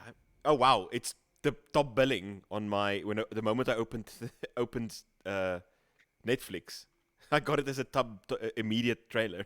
Wow. Nice. Oh well, that's something fun to watch. I currently I'm still working, just calmly working my way through Wednesday because Hey, Matthew I Mercer voices in it. well he is a voice actor, but yes, no, it's good. Yes, but it's nice to see. Ashley Birch also voices in it, Nice. and Josh Keaton, and Phil Lamar. Yeah, I've now finally started listening to Critical Role. It's just the episodes are so goddamn long. They are fairly long, I'll admit. Jeez, But I that mean, no it's longer such than an Dimension investment. 20's episodes. Dimension 20's episodes are about as long as well, Yeah, some of them. yeah, true. I guess.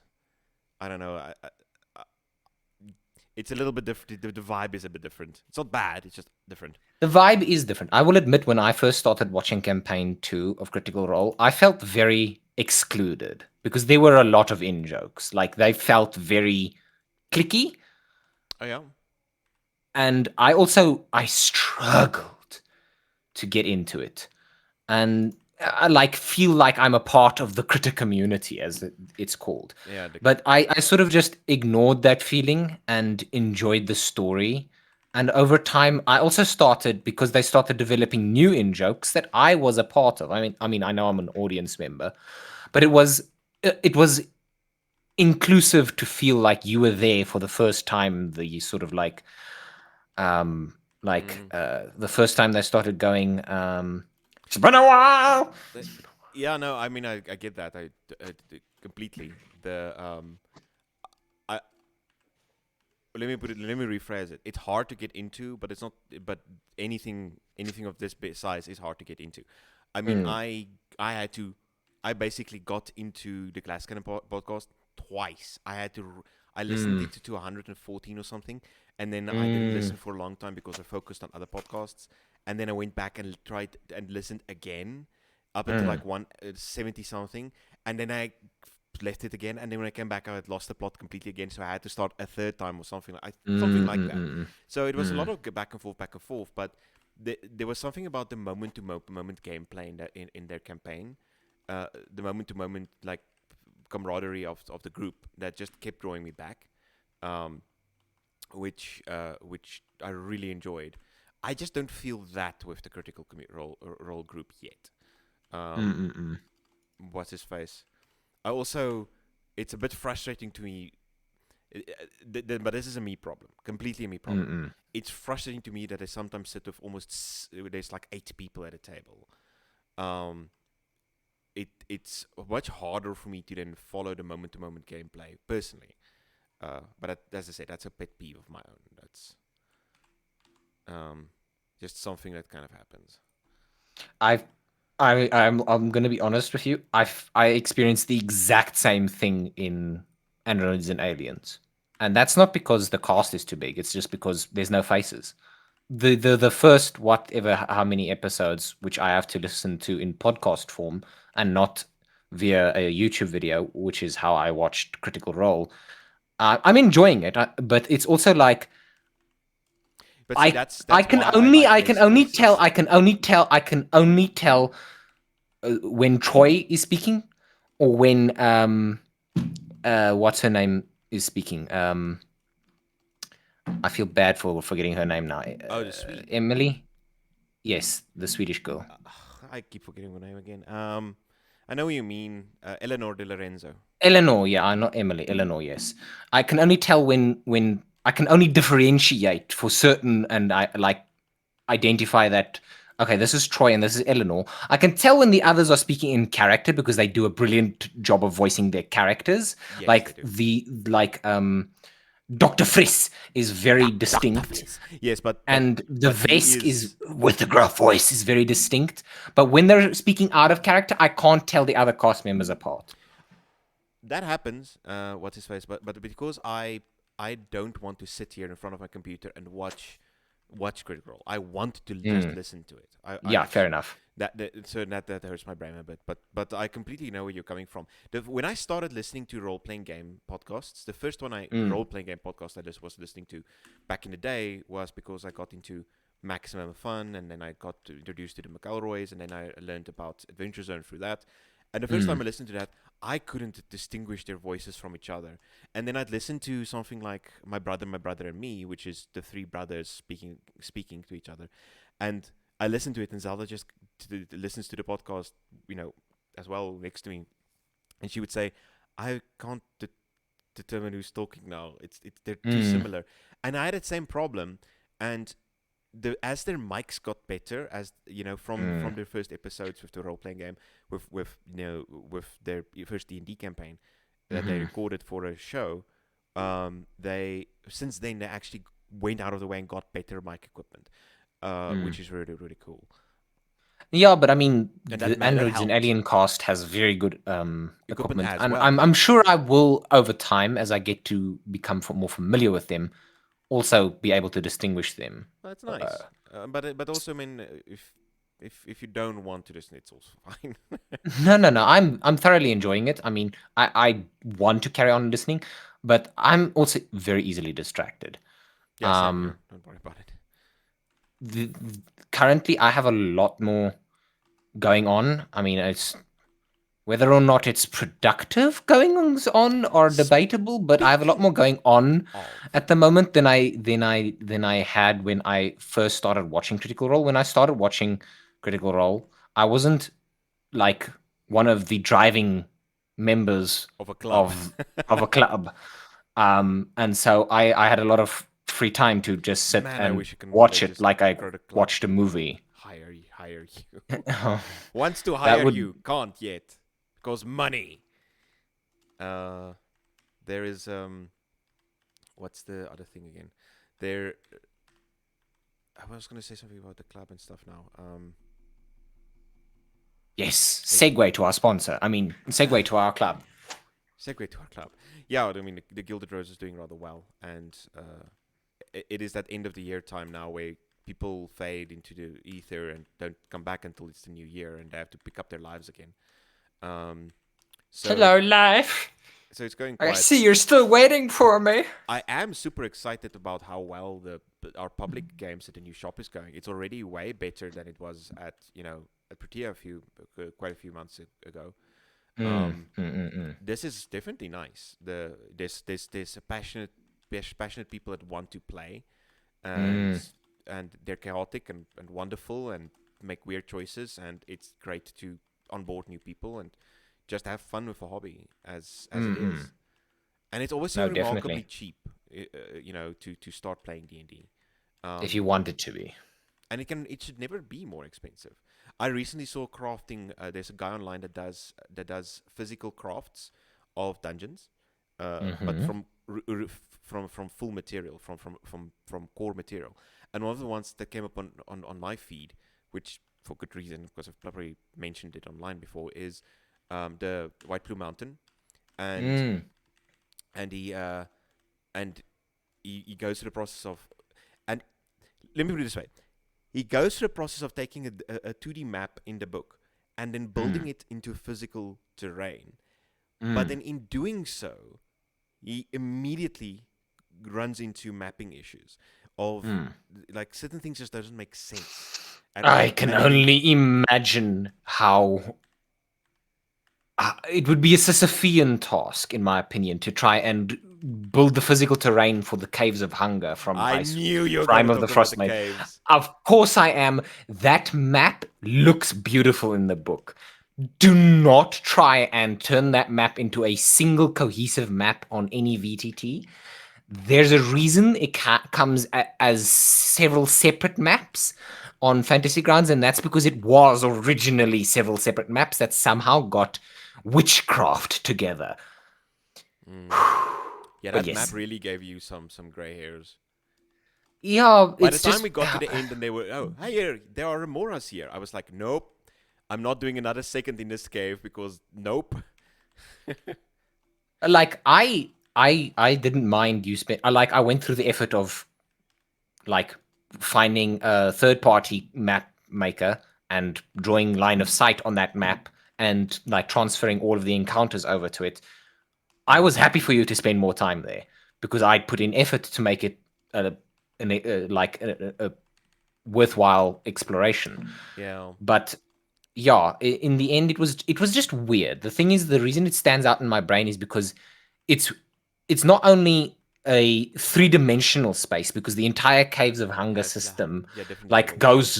goes deeper and lower, and like the tunnels like actually go like they drop almost vertically down, not slope gently. But anyways, the point is it's meant to be like driving you mad the deeper you go because it's like this it's like how deep does it go? It just keeps going down, down, down. Where are we going? That's the point. Um but Yeah, not only is it a 3D space so rendered as a 2D map, it's also actually originally a bunch of separate maps that were then just in post production put together as one. yeah, Felix says that I had a map issue. I had map issues playing White Blue Mountain on Fantasy Grounds. That map was as weird parts I just had to make up. So a fun little factoid or just bit of Mm, information is that when this just before COVID, I've mentioned this a million times before, but probably worth mentioning again.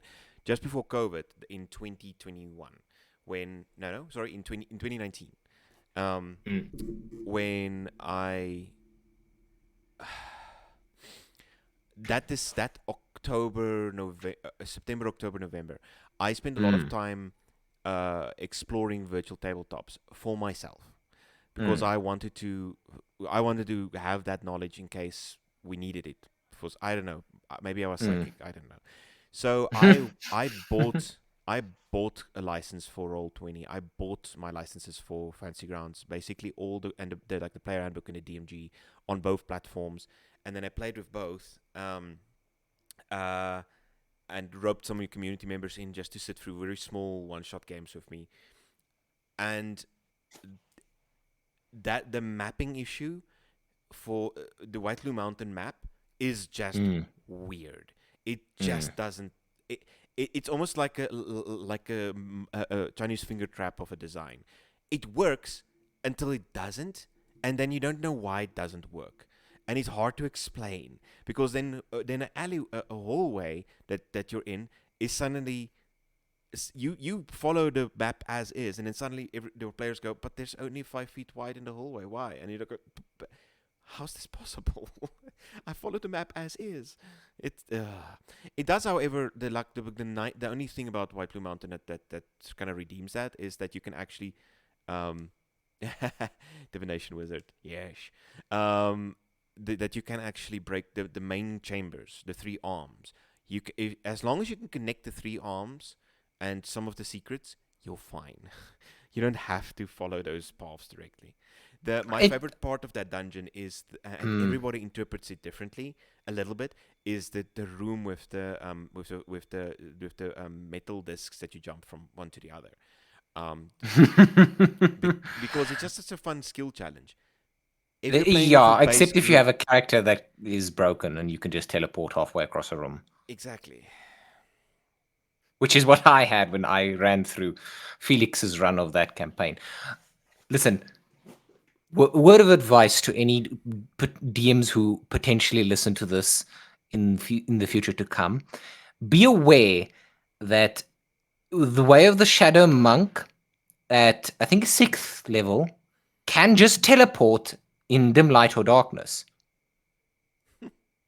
Can just teleport. It's not magic. It's teleportation because they step through shadows. uh. But you know what's the worst part about that entire What? all of it?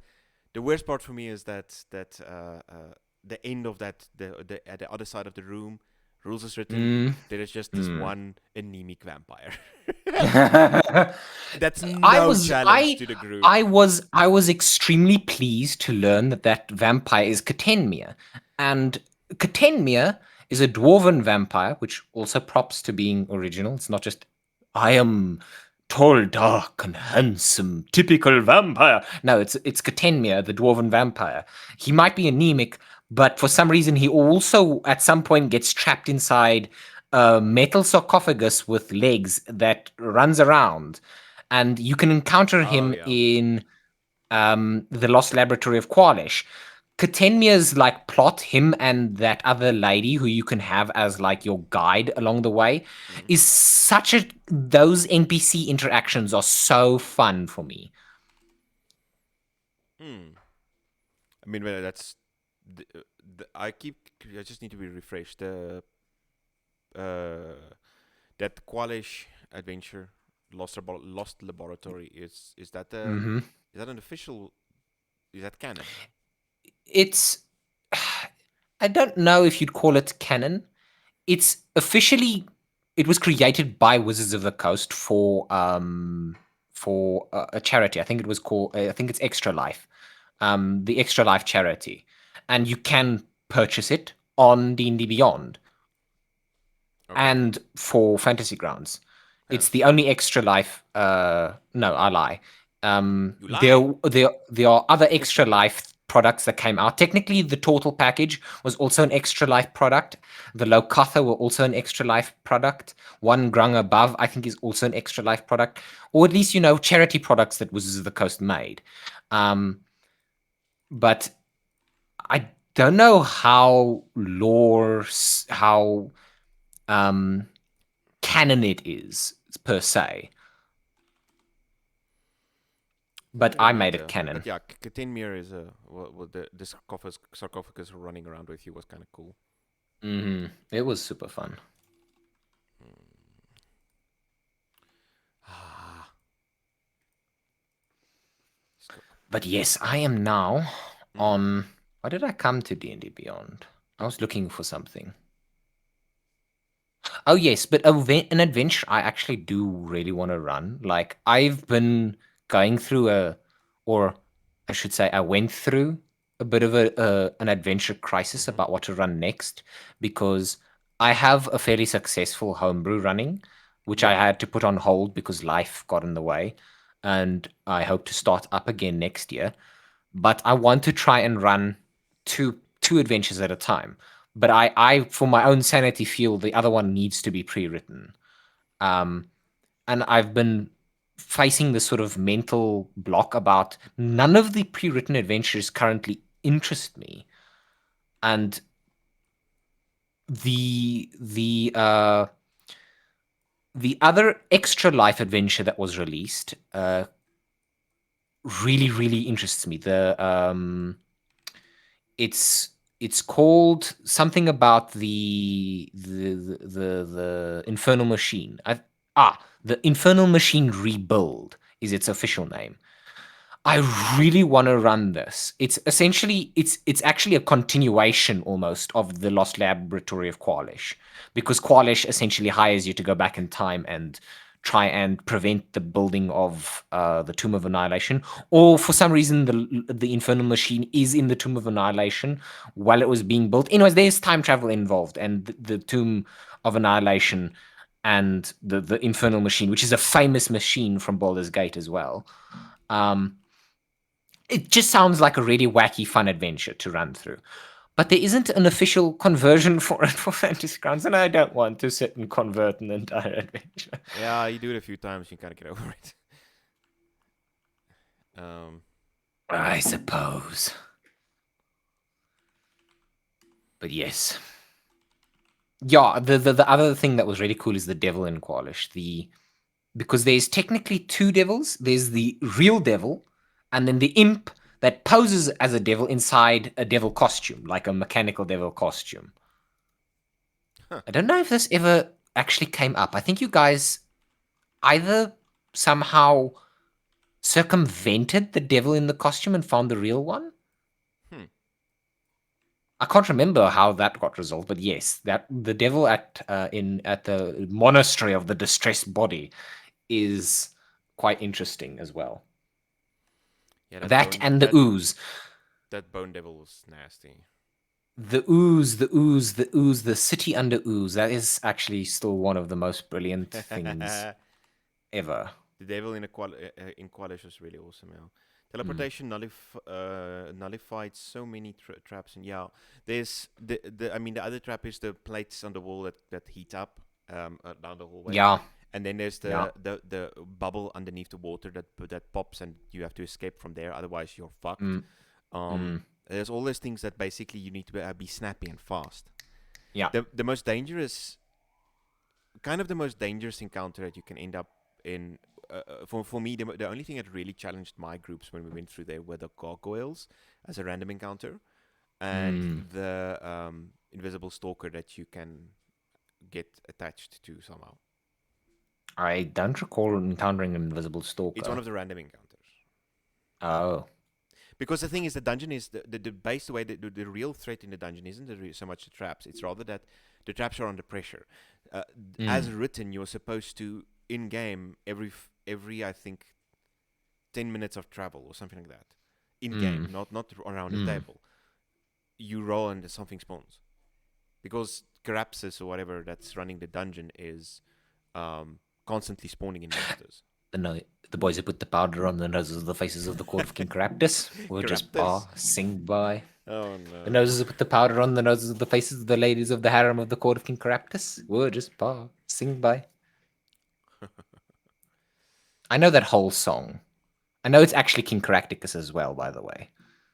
But I changed it. My character, I know he was a monk, but my character sang that song while he was running through that dungeon.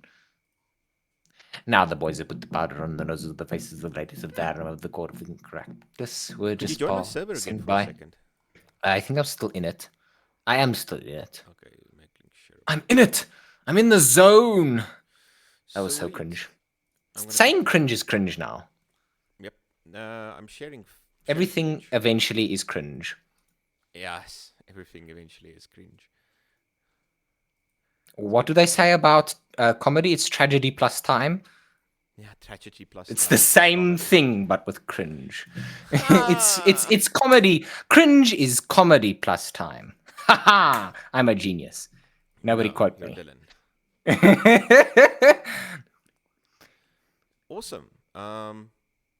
Yeah, I have prepared quiet year game. Nice. You have, yes, I see. I scribble. I can scribble too. Uh, Scree. Who was I talking to the other day?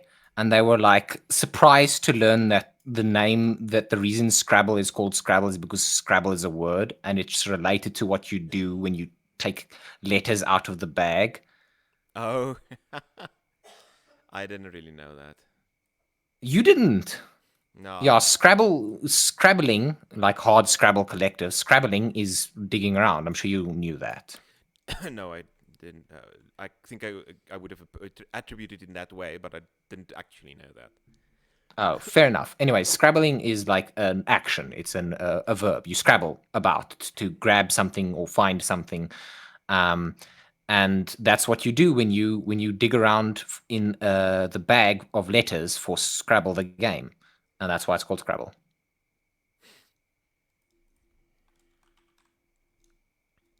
The more you know, Ding rainbow. ding. Let's quickly see if I can. Hey, that worked well. And then add you to party. Hey, there's a character. Hey, yeah, it's me. Awesome. A blank box, attributes and skills, abilities, inventory, notes. I have the attribute funky. Funky monkey. I'm just gonna claim ownership here. Wonderful. Shall we do a test run in the for the last hour? Sure. I'm just gonna Yes. get our Well, I first mean, drink. you. An hour-long test run. See, I see you in a second. Alrighty. Alrighty. See you. Now I have the arduous task. No, it's not arduous. It's just a task. It's just me who has to entertain you now, and I have to do it somehow. Um, this is what we in the business call the vamping. I've been watching a YouTube video. I say YouTube video, YouTube videos of this girl who's very very good at accents and very very good at vamping. I've been taking notes, and I learned that a lot of it is just, when you run out of things to say, then you start talking in a funny accent, and eventually you get somewhere, and then you loop back around to the first thing you said. And look at that! I wrote the word scribble and scrabble.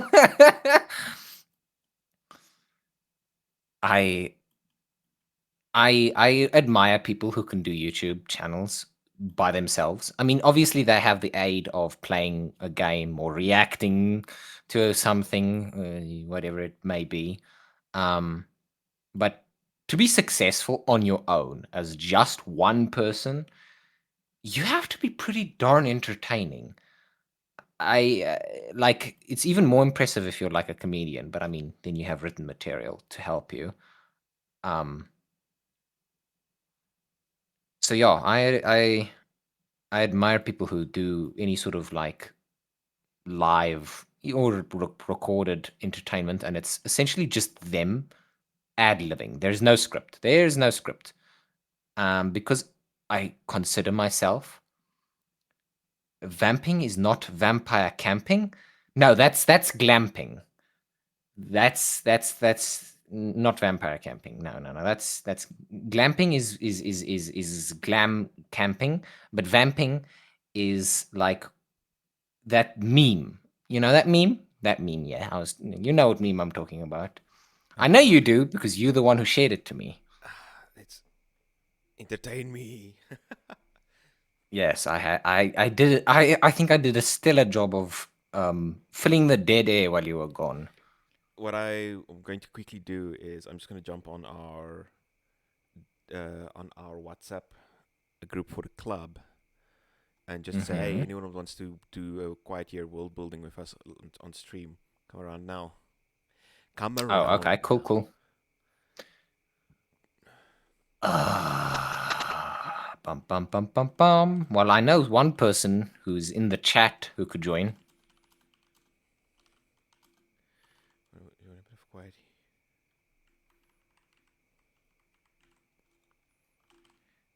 Doon, doon, doon, doon, Uh, doon, doon, doon, doon, doon, doon, doon. I'm sorry. I'm just trying to fill the dead air. no worries, quiet here.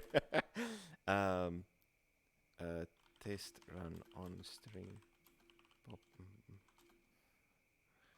I've drawn a face that looks suspiciously like Homer Simpson in in Fantasy Grounds.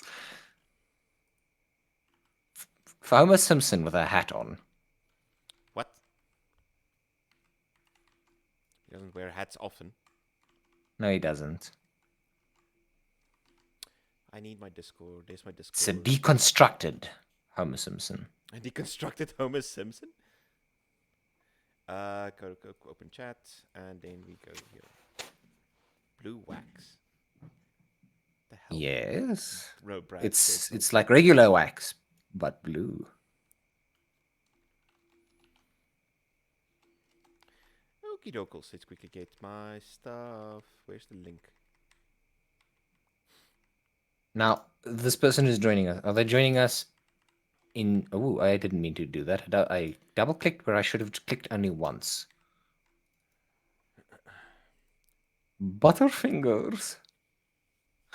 Oh, on the topic, though, I was telling the audience Oh. about how I admire people who can improvise and ad lib when producing videos and content for themselves, and they're alone. They don't have someone to talk to.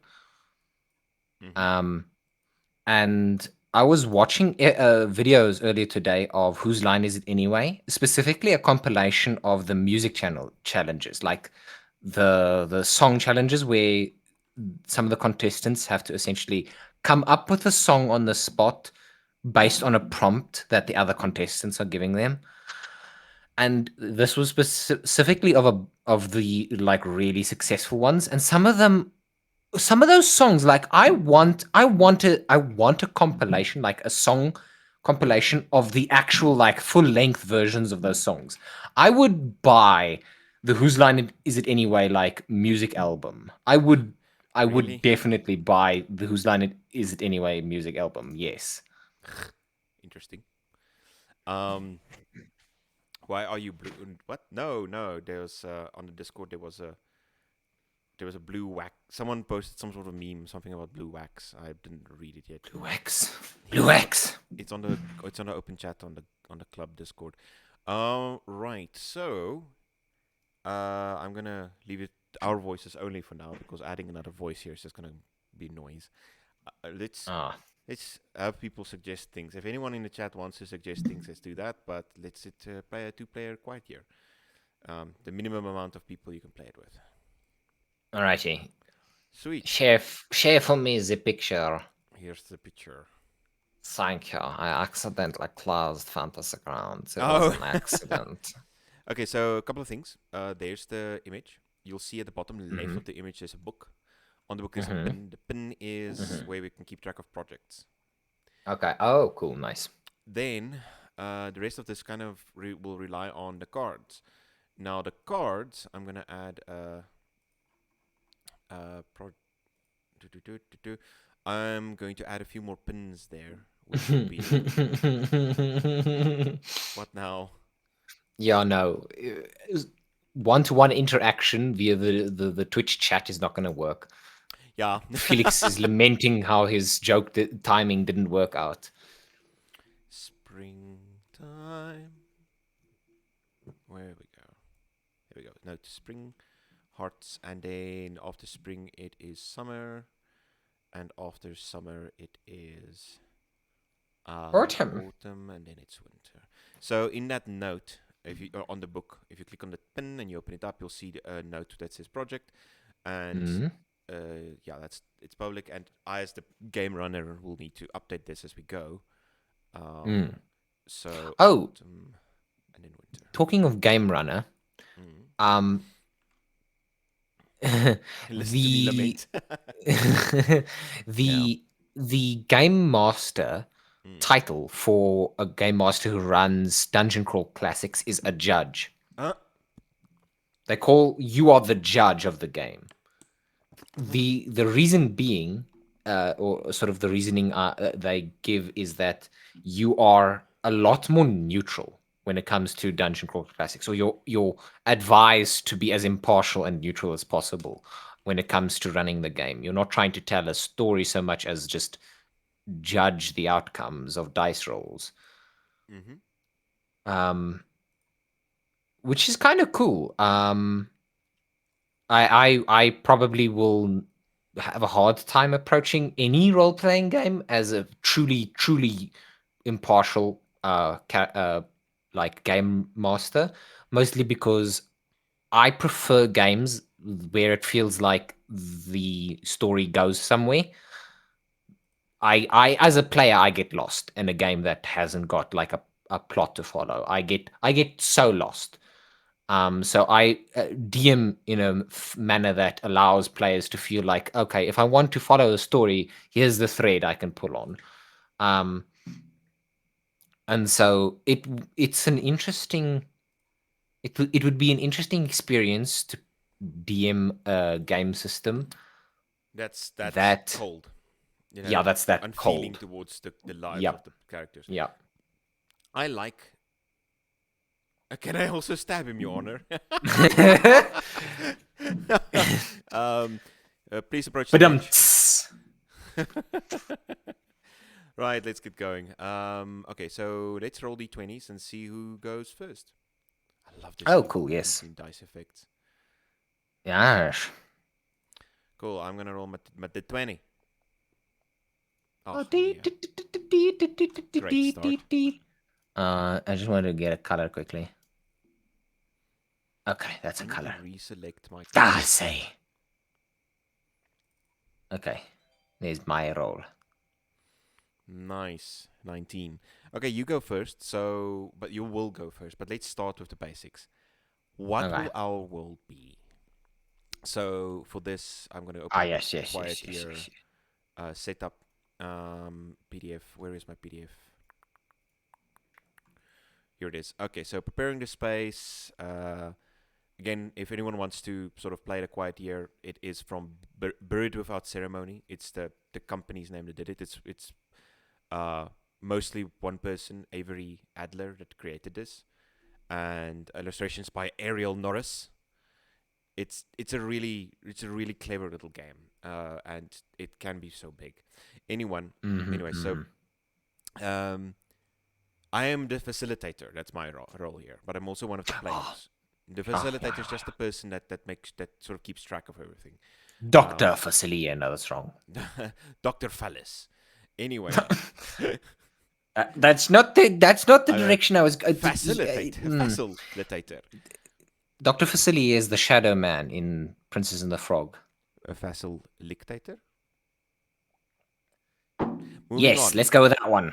Anyway, so introduction of the tools. So we've been through this before. It has a nice little script for you to follow, but essentially, Dylan, here is the map, here's the deck of cards, and here are the Okay. seasons. Oh, okay. Also, we need to find a way to do contempt tokens. So how that's gonna work is take your Contempt. on your character sheet, because we've now got these Uh-huh. little pseudo character sheets. Yeah. Where is mine? We can Uh, add abilities called contempt or attributes called contempt. I don't know. I've got an idea actually. I'm gonna add myself there, and then I'm gonna add us both to the map as tiny little things, so you can follow your Uh-huh. character there. Huh. What? We're over there. Okay. Follow your character. Follow the sound. On your character, add a attribute called contempt. Okay. Attribute. Contempt. Yes, there we go. I just want to make sure I spelled it correctly. Yeah, I did. Okay, tempt. Wonderful. And then for that skill, um, obviously token, and then you can add tokens there to keep track of. Rar. I'm also gonna turn off. I think token. I'm turning token lock off, so you can freely just yeet around your character Oh, around the okay. map if you are so inclined to do. Wonderful. Awesome. So I can move my character around to where I think I'm gonna be working and drawing Mm-hmm. pictures. But I digress.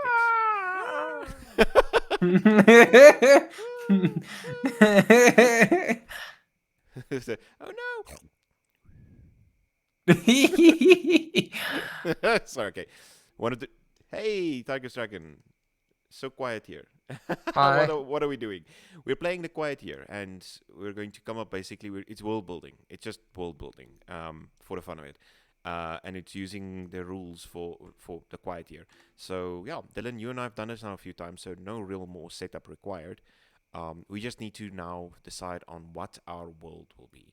So um, I'm thinking I'm wanna lean into the texture of the background we've chosen, and it's a desert landscape. okay, yeah, this is now just a piece of paper, but are you going to try and do? Do you suggest we do desert? No, Tigress wants to you to put it in layman's terms, not in Dom words, whatever that We're means. world building Yes, with rules that with rules. require us to draw cards to make decisions because we Um, can't do them ourselves. Playtesting. No, I'm joking. Right. So you think what a wasteland type of thing? Yeah, like a desert, but I mean, it can be one of those fun deserts. What, like Burning Man? Look, the You only way know, you one make of the it. deserts that has lots of cacti instead of like not a shifting sand dunes desert, more like an arid wasteland desert. Yes. Okay, so arid. Uh, then we need. It's like an arid desert. I suggest let's not talk too much about magic and technology. Well, I guess we kind of need to talk a little bit about it. We kind of need to decide: Is is there? there Let a me ask this. technology or magic? Uh, Yes. Tigris and Felix, is there anything the two of you want? If you were to world build right now, what things would you put in a world? Some like one sentence. Queue waiting for 5 minutes while the lag catches up to our Yep, yep. viewers. For 5 minutes, like 2 hours later. In the meantime, you and I need to decide on four resources. Oh yes, cool. Four So it's resources. four resources, and we need to potato fields. Oh my, But for fuck's but sake! but that's not a magic system. Okay, fair enough. We got potato power Giant ruined robots, mechs. mix. I'm leaning towards a Fallout thing. I think I like. Let's lean into Fallout vibes with the like tech level of the universe. How does that suit you? Fallout, wasteland, ret- retro sci-fi tech. Yeah, let's see what we come up with. Okay, so that's our essentially our slug. Uh, West punk, whatever that means. Westpunk.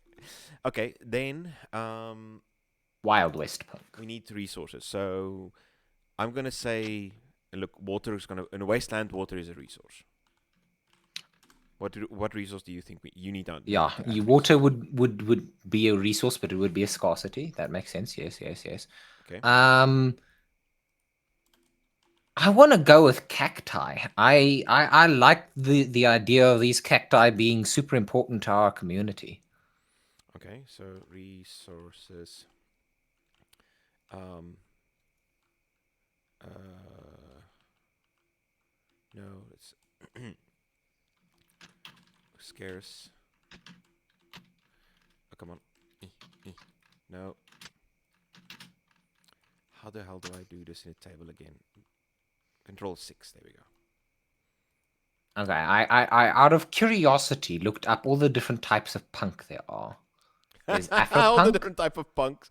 Potato anarcho-punk, robots. I like that idea as art well. punk, Magical cactus Christian juice. punk, So crust punk. scarcity is water, This and is the music genre punk. I don't think this is the like. so okay, we both agree that water needs to be a scarcity, correct? Yes, yes, yes. Now it's just two of us on this field, so there's not a lot of parts of the community. But what is our one abundant resource? Abundant. I would have. Like I said, the cacti. I think Okay. Mag. Uh, Mutated cactus. mutated cactus. Yeah, sure. Because I mean that's why there's a it's that allow the mutated allows us to really grow the idea and make the Radioactive it's cacti. like tractor beams in Star Trek. They solve everything. Ah, I found it here. These are the derivatives of cyberpunk, as they're called. Biopunk, nanopunk, post-cyberpunk, cybernoir. But this doesn't account for steampunk. Steampunk isn't a derivative of cyberpunk. I give It up. It's is, I fine. think, a bit Oh, it is. Yeah, it's listed here as a derivative of cyberpunk, steampunk, because yeah, cyberpunk was the first thing to really use the punk moniker, if I remember correctly. as a genre. Mm. Um, Myth punk. That sounds interesting. Anyways, I'm going on a tangent. I'm back. Yes, our theme is I like whose suggestion was Weird West? Felix. yeah, Weird West. Weird West punk. Yeah, Weird West. Let's go with that. Weird West. Our obvious mood here is sort of Fallout Fallout. Mm. adjacent. So we'll be fine. We'll be fine. Okay, cool. So just to reiterate, I'm just gonna share this to you again. This little notepad is gonna be our notepad to keep It's track of. ours. So we don't have any projects running currently, and the obviously some sort of calamity hits us. So let me read to you. Mm-hmm. Well, technically to our audience, since Yeah, I've heard this before. preparing your space, starting resources. Mm. Don't draw them right While you away. read to them the preamble, I'm going to take a quick. Water break. Yes. Cool. Right, the opening story. For a long time, we were at war with the jackals. Now, finally, we've driven them off, and we're left with this: a year of relative peace. One quiet year. with which to build our community up and learn again how to work together. Come winter, the frost shepherds will arrive, and we might not survive the encounter. This is when the game will end, but we don't know about that yet. What we know is that right now, in this moment, there is an opportunity to build something. Potato cactus juice. um, so yeah, essentially we've got a blank page. We're going to draw some stuff. Our role. Okay, so when we play The Quiet Year, we don't control specific characters or act out scenes. Instead, we all act as abstract social forces within the community. At any point, we might be responsible, representing a single person or a great many. This is a story about social forces and their impact on the land, rather than being about specific individuals. At the same time, that we're playing as the community, we're also looking for opportunities to introduce new and interesting challenges into the story. It is our job to make sure that there is always a difficult decision to be made and uncertainties to be explored. As we introduce interesting challenges for the community and then figure out how to address them, tensions will emerge that ultimately reveal the character and future of our community. Okay, sketching, then there is the drawing of the card, adjusting the dice, that's stuff that will come out in natural play, starting a project. Hallucinatory potato cactus juice. That just sounds like a cactus flavored vodka. Ooh, Because vodka's made out of potatoes. living underground, pacing, abundance, and scarcity. Okay, right, wonderful. Abundance and Oh, scarcity. When we add, subtract and things cactus whenever juice, feeling potato appropriate, maybe cactus juice. completing a project, alleviate the scarcity. Yes, okay, wonderful. But that's essentially it. We're going to play in that way. Now since we've added these things, we need to draw. You and I need to go around the table and add because there's only two of us. We need to both add one big element to the map, like Uh huh. uh, Yes. Yes. Yes. large Yes. lake or potatoes in the apocalypse by P Man. So you won the roll off earlier, so why don't you let us know uh, what big Well, there's element will still a you add into squiggle the map? left on the map. Is that element going to That's gonna be erased become right something now. important? Okay. All Yep, right. I was just checking. got it. You never know. You never know. Okay. So, a big important element. Uh, so we've decided on what our resources are. Do we need to draw them, or or are we Yes, we're going gonna to? draw the resources, but our setup still involves that we need to actually create the base terrain. So Yes. before Yes. the Yes. Yes. first Yes. week, we Makes established sense. Yes. general landscape of the map. Yeah. Uh, Yeah. Yeah. so we've done our brief discussion. So we Mm-hmm. need to draw some. Let's not restrict ourselves too much, but draw some elements in the terrain. So something that I Mm. think would be worthwhile is something that I think want to introduce is this. I think we're on the coast, and Oh. Okay. this is the area we're in. So basically, this on the left hand side, this is water. Okay. I like it. I like it. Okay, I now you like add it. a big element somewhere in the main map. Okay. This is going to I apologize in advance. I'm really bad at drawing, and this is not just me being bad at drawing. I'm also using a mouse. So this might really suck. Actually, I have an idea. Okay, apparently that doesn't work.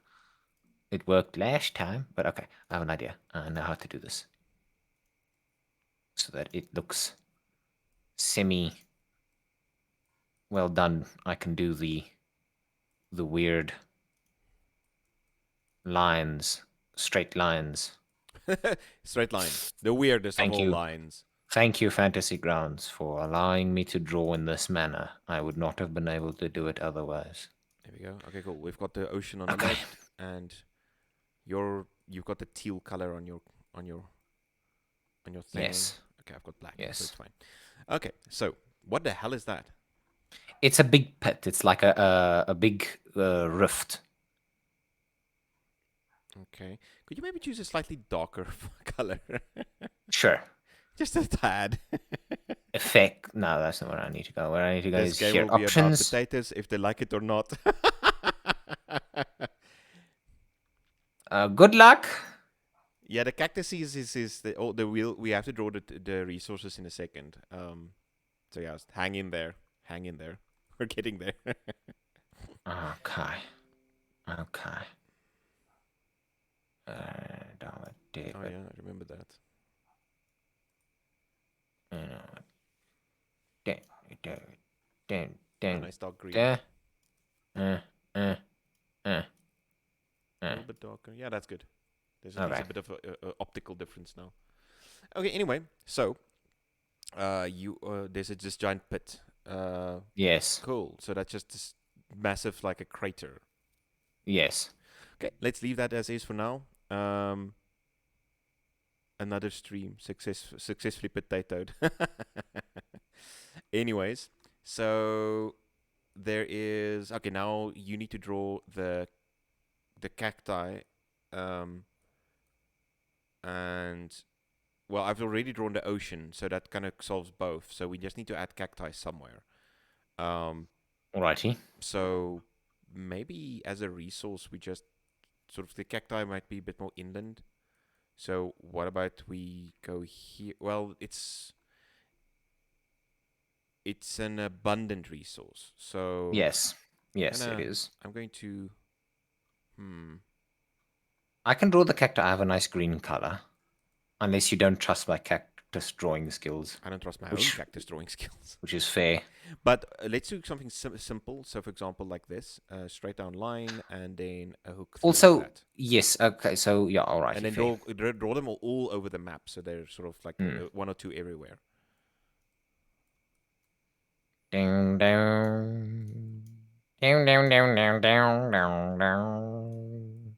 This theme or this setting has the added benefit of um I can do a southern accent fairly well. So that's definitely a benefit. That's one odd cactus over there. Down, That looks down, like what the down, hell down, happened down, here? down, down, down, down, Let's down, just down. connect these two bits. That's awesome. Okay, cool, gotcha. Okay, so they're abundant. That's enough. We don't have to draw anymore. Um, Okay, cool. so we've got the cacti, we've got the pit, we've got the water. That's our starting stuff. Now we need to not accidentally delete the page and leave it as is. So we've just as a community we've arrived here on on this coastline with this what's his face, this cove, um Mm-hmm. this almost natural harbor, and we probably, I want to say, were settled on the edge of that cove, or maybe a bit deeper inland. Either way, Mm-hmm. and Mm-hmm. we've just driven off the jackals, and we've done so with very limited resources, and now we are Mm. scavenging to survive in this apocalyptic wasteland. But all around this wasteland, there's a lot of, we know it's out there. There's tools in this wasteland we can use to survive. So Mm-hmm. that's what we need to now figure out. So the first thing we Mm. now need to do is we need to start by drawing. Well, you need to start by drawing your first My first card. card. This is the real test of this test Oh, because this is a test run. yeah. Oh no, I just realized something. I need to create a new deck. Oh, Uh, well, you could just load the one that came with the module. yeah, but the thing is, I need a separate deck for each suit. Oh. So I'm going to have to one, two, Oh. three, four. Hey, well, it was fun while it lasted. we could get. I know it would. I'm just gonna We have to get could get. my physical deck for now. Yeah, yeah, fair enough. It's gonna be a bit quicker than. But I ran into I know how to fix it, but I'm not gonna do it right now. Let me just quickly fetch deck. Be right back. Ow, ow. Yeah, you're absolutely right, Tigress Dragon. When your stream is stopped because you need multiple decks,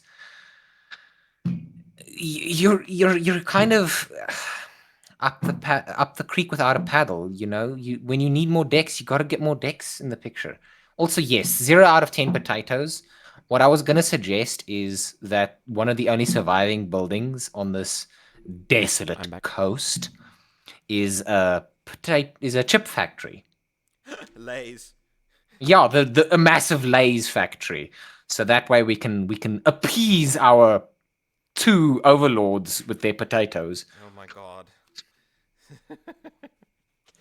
So let me just quickly get the hearts filtered out of the stack. It's a bit Also, faster. we need bottle caps at some point. Stop world building without the game. Gonna break the game. Fair enough. Fair enough. Club. Diamonds. Diamonds go there. Hearts go here. Jokers don't go anywhere. Diamonds, diamonds, diamonds, diamonds, diamonds, diamonds. We are deck and potat enthusiasts. Good. Potat. so that's that's endearing. Ach nee man, I want to be a Simba Chippy too.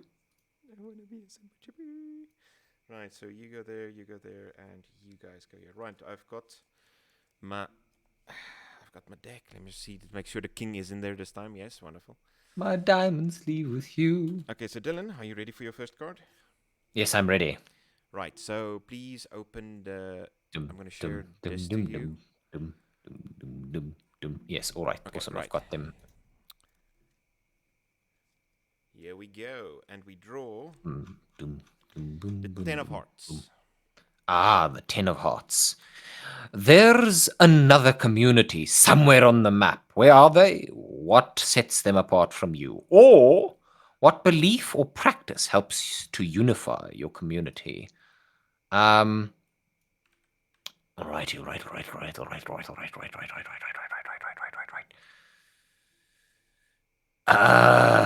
Another community on the map or a belief.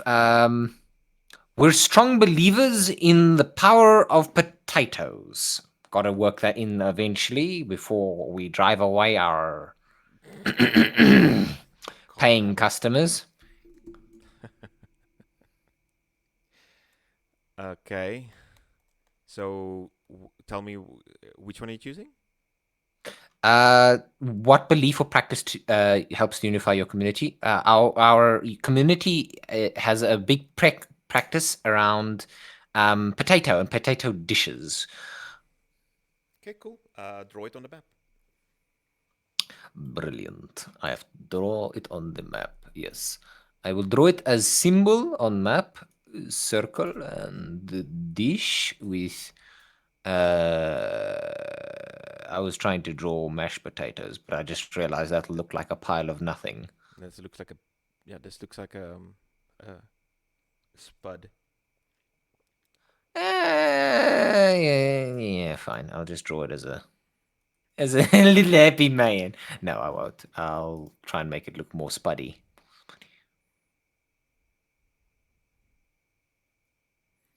Okay. Also, yeah, you can also just like put a small plant that's growing. Fair enough. I can't even pronounce that. Draw me some au du pignon. Oh, that's cool. Yeah, Listen, that's a the only French I know is omelette du fromage. awesome. Okay, cool. That's your turn. You still need to choose an action. So you need to discover something new, hold a discussion, or start a project. Oh yes, I will start. I will start a cactus collecting project. Um, okay, a cactus collecting project. Okay. Yes, yes. So how many weeks do you suggest? 3 weeks. Actually, 2 weeks. I agree with Just two want, weeks. just want to collect some cacti. Collect cactus. Uh, one, and this is started by Dylan. Wonderful. Okay, cool. That's your turn. My turn. Mm-hmm. Jack of Hearts. Let's have a quick look at Jack of Hearts. You see a good omen. What is it? Or you see a bad omen. What is it? I see. The bad omen I see is that there's a lot of the fishing. There's a lot of water here, like offshore, but there's a lot of dead fish. Like a lot of dead fish. Oh no. That's not good. It's the very definition of a bad omen. Oui, oui. Dead fish. Okay, so there's a lot of dead fish in this, and it's a bad omen. My I want to start the discussion. Uh-huh. My action. My discussion is okay, but before that, oh, you've reduced the weeks on the cactus already Okay. Yes, it's down to one to one. week. Yeah. I okay. Here's my discussion. Question: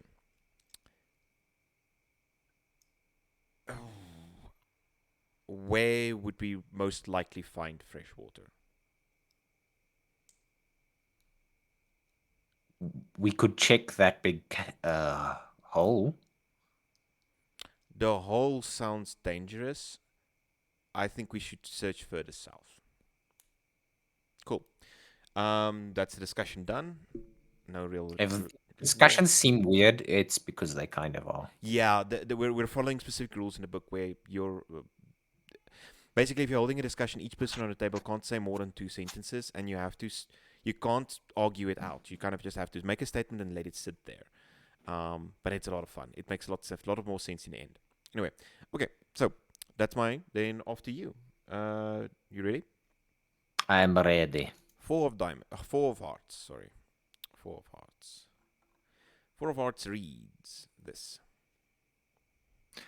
What important and basic tools does the community lack? Or where are you storing your food? Why is this risky place to store things? The important and basic tools that the community lacks. I would say an important and basic tool we lack is. Would that be too much of a handicap? No, I'm going to go for it. Going to stick to my guns. We lack a major means of transportation. Oh, draw it on the map. Okay, okay. Here we go. Dylan, the artist. I don't know. Yeah, how you're gonna represent that?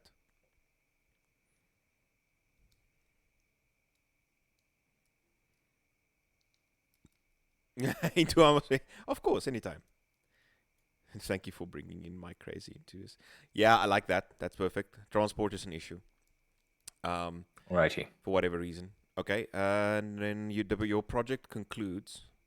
So Yay! what's the conclusion? We have collected cacti, and now we can do something with them. Um, is that all? What we're going to do with them is going to be my next project. Okay. And you're starting another project immediately. Yes, yeah. My Okay, next project will please be. draw a cacti stockpile near our camp. Oh, okay, right. Oh no. Oh no. They're on their side now. Oh, what did I just Oh, do? dude. Oh, no. Oh, no. Dylan is not a good drawer. Hey, man, moet jy te lag nie, man. Not my rib. I can't. All right, we have a stockpile of cacti, and the project is going to be fermenting the cacti. Oh no. How do I spell ferment again? Yeah. Fermenting. Just check the stream if that's correct. I'm just gonna do this. Yeah, that's correct. Keep in mind these things are mutated cactus. Okay, fermenting takes time. Ooh. How long do you think it takes? Ah. Yeah, it'll take a while. So I'm gonna go for the maximum number of weeks we can use it, and that's gonna be 6 weeks. I agree with that. Okay. Okay, wonderful. Second project going. Okay. And that's it. That's you. My turn. Alrighty. Number 6 of hearts. Why do I always get this one? Are there children in the community? If there are, what is their role in the community? Or how old are the eldest members of the community? What unique needs do they have?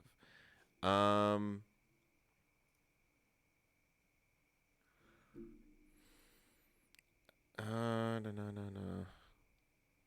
The eldest of the community need alcohol.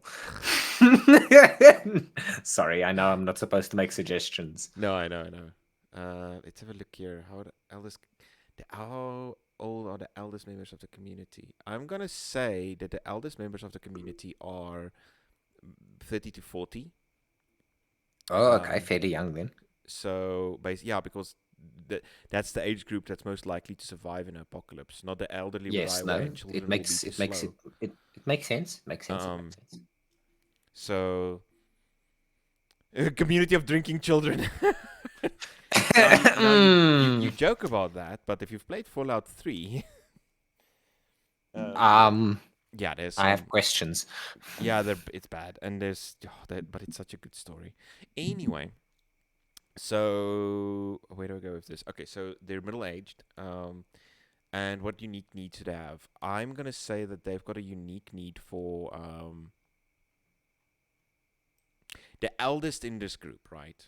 The Mm-hmm. eldest in the group are Mm-hmm. um are going to be, I'm gonna say, there's not a lot of them, but there's like 50-year-olds, right? Mm-hmm. Mm-hmm. Some 50-year-olds, Mm-hmm. and they actually, their specific need is uh, uh, they are actually the eldest. They still have some sort of poisoning from whatever the war was. Oh, okay. So I'm Some not going to laws. declare what poison it is, but I am going Uh-huh. to um, basically say they need, there's a medicine they basically Martha, I need. need my penicillin. No, they're 50 years olds, not 80-year-olds. Oopsie. Martha, where's my penicillin? Where's my penicillin? Oh, yes, I chose this genre because I can do a southern accent.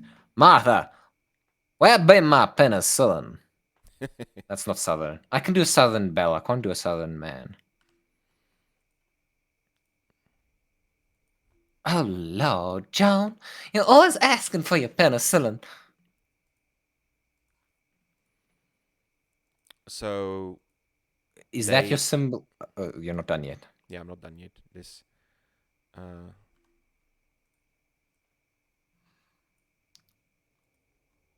Dun, dun, here we go. dun. It's like Oh, okay, cool, cool, cool. there's like an, Drugs.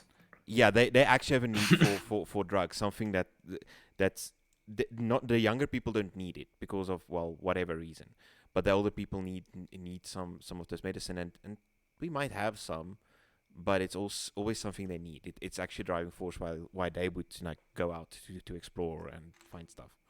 Um, if this is an addiction or a specific disease, I don't know yet, but they've got this need for some sort of medicine. My Mm. action. Okay, so in my turn, your cactus fermenting goes down by a week, and then I need to Yes. choose an action. I'm gonna discover something new. Okay, cool, cool. What do you discover? I am going to discover.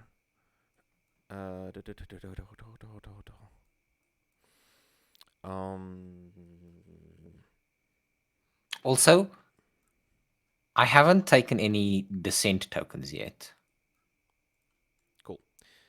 I I'm going to discover this. Contempt tokens, sorry. There's a there's a series of ruined skyscrapers or just Oh. very tall buildings off to the side of the map With cracked foundations. with cracked foundations. Sorry, in joke.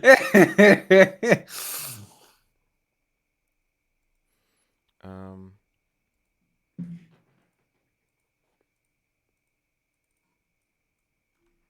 just gonna quickly draw some for here. for some context for our viewers, Mm. we played this on Wednesday with a group of our friends who we played D&D with on Wednesdays, but not everyone could make it, so we decided to test this out in person first.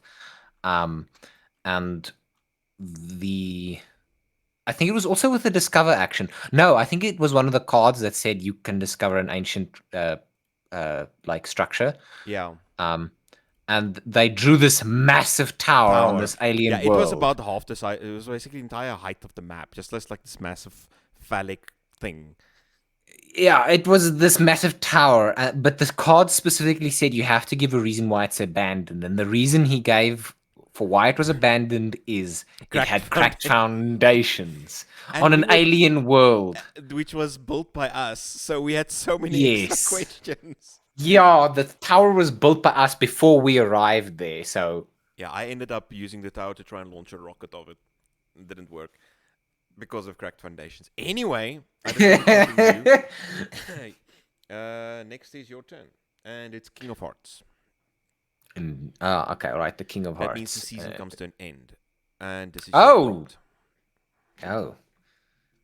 A young boy starts digging in the ground and discovers something unexpected. What is it? Or an old man confesses to past crimes and atrocities. What has he done? A young boy. How young? I'll say a young boy of around 17. Uh, digs up, is digging in the ground when the ground starts giving away. Oh, okay. And he finds a crack in the ground. I'm going to draw it Closer to here because camp. it would be here. Okay, so Tiger says he digs in the ground and he finds a potato. Fair enough, but this is cactus country. The potatoes we have are the potatoes we brought with us. And they're enshrined in our in little shrines in the community. Yep. Is this little bit of lint your crack? Yes. I'll do a better job. I did warn everyone at the start of this. But you've got this massive crack on the right hand side now. You're just like the slither. Yes, I'm building up to something, Dom. I'm joking. I'm joking. I just see us yeeting across the map. It looked like I just want it to do looked this like like. a bit of it looked like a tumbleweed, honestly. What's going on here? What's going on here? Righty. Uh, There, he And finds a crack. just a crack. Is it a deep crack? It's a fairly deep crack, but it's not a very wide crack. Okay, so there's something underneath, but there's there's space underneath that's empty. Yes, it's a very deep crack, but it's fairly thin. Okay, cool. And That's the that's a end of the card. season. Yes, and Mm. then the Oh yeah, cactus fermenting goes down to 4, yes, and then it you need to does. choose an action. I'm going to choose Deep but thin.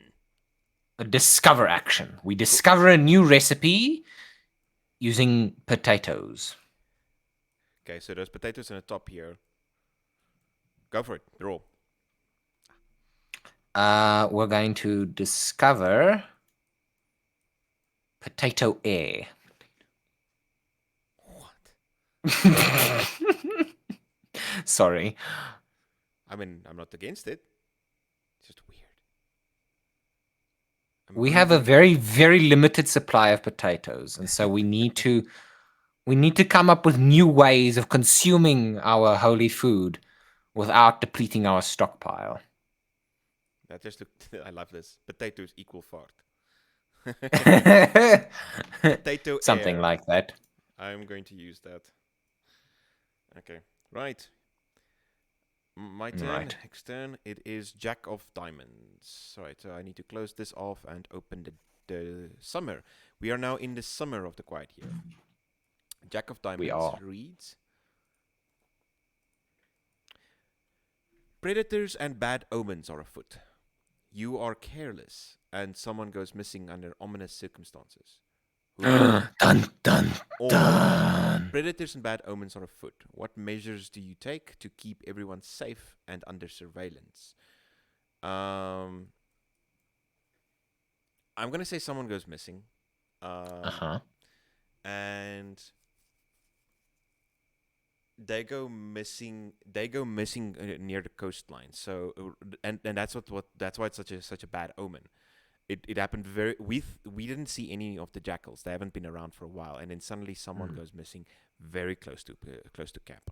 So I'm going Mm. to make a droid here, like a tush tush tush tush tush, and then let's do this little exclamation mark, Excuse me. and then connect that with a little someone went missing poster type dealy. Let's do this. Oh. Have you seen this person? Have you seen this person? Contact 010 You know what's 810 you know for what? more. In the apocalypse, we've got a problem. We can't put missing person pages on milk cartons. We have to put it on cactus paper. Ooh. 90% of our organic products are made out And of cactus somehow. the person that went missing is the person that went missing It's is Timmy. um no, it's one of the old people. Even It's like one of the elderly. more dramatic. And you know, it's a bad omen. They were I mean they were close to camp. They weren't exploring very far. It was Old Man But Henderson, who on resented being known as Old Man. He was only 50. you mean 15? Potato boots. Okay, and that is my okay. So that's the action. Then fermenting goes down to week 3, and then I Indeed. am going to. Soon we'll be drunk. I'm then going to start a project. Uh-huh. The project is going to be called what's his face po um potato potato cactus hybrid. Basically, trying to take the few potatoes we have and splice them with some of the The, cactuses that are abundant to the create a. unholy matrimony of cactus and potato. I The think this cactato. cactato. I think this is gonna take 4 to 5 weeks to see if I can. I think so too. I think I would, yeah, definitely 5 weeks, if not even 6. Yeah, fine. I'll do 6. Okay. And I'm hoping that'll solve something. We still have a scarcity of water though, so that's something we need to That's really true. address at some point. Right, but that's my turn. Your turn. 3 of diamonds. Right. The Three of Summer Dams. is okay. Sorry, let you read. I didn't. There it is. Okay, all right. Summer is for time for production and tending to the earth. Start a project related to food production. Or summer is a time for conquest and the gathering of might. Start a project related to military readiness and conquest. Ooh. Food production could Um, be for water as well. I was about to ask. Let me be Do quite you clear. think? No, I was about to ask. Do you think food production could be for water? I was genuinely Yes, about to ask that. So yes. I think yes. Yeah. So a project for a project for finding a water aquifer has started. Oh, something that might still be clean and usable. Yep. I am so getting a new microphone stand tomorrow. Fuck this. I can't struggle like this. Um. Okay, so yeah, awesome. Let's get that in the project list. Yes. Water aqua. How do you spell Aquifer. Uh, Aquifer. it's like this. I'm putting it in the chat in Fantasy Grounds. Thank you. I mistyped the aqua. Aquifer. Oh, yes. Okay. Aquifer. There we go. Okay, wonderful. Water aquifer. Make sure you put an emphasis on the A at the beginning. You don't want it to sound like a quiffer. That's not a good word Oh for. no. My eyes swap around the F and the I sometimes, and I tend to read that as aquifer.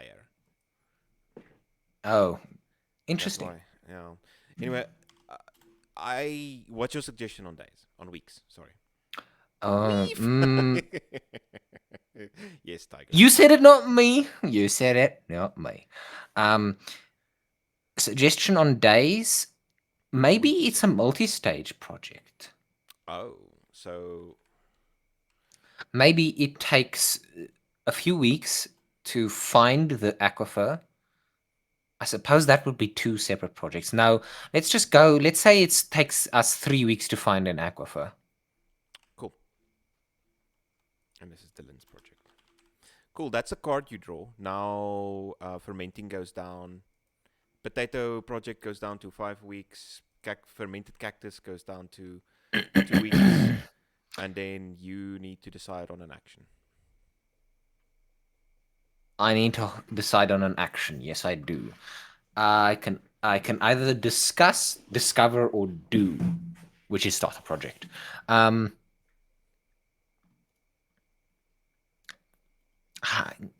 this. Automatic moderator. Held a message for sex-based terms. I'm like, that's what I was so distracted by. I'm like, I'm not a moderator. I am, but I don't know what to do. Anyways, Yeah. Sorry, continue. action. Yes, I'm going to discover.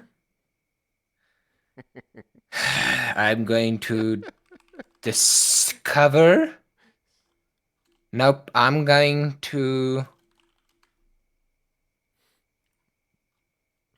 I'm.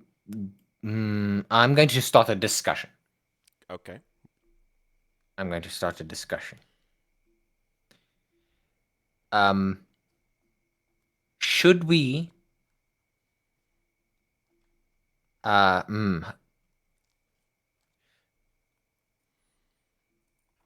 Should we go looking for the missing person? Yes. Okay. Should we go looking for the missing? No, that's not how I want to phrase that question. Now, let me phrase it that way. It's fine. Should we go looking for the missing person?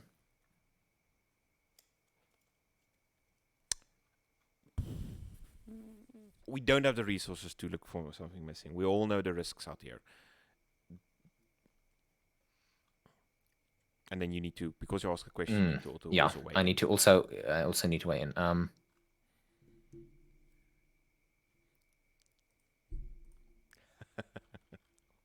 What if? What if he went missing for a reason? Oh, that's slightly religious. I like that. That's cool. Okay, cool. That's your discussion. Next turn is mine, isn't it? Yes, it's your turn now. King of Diamonds.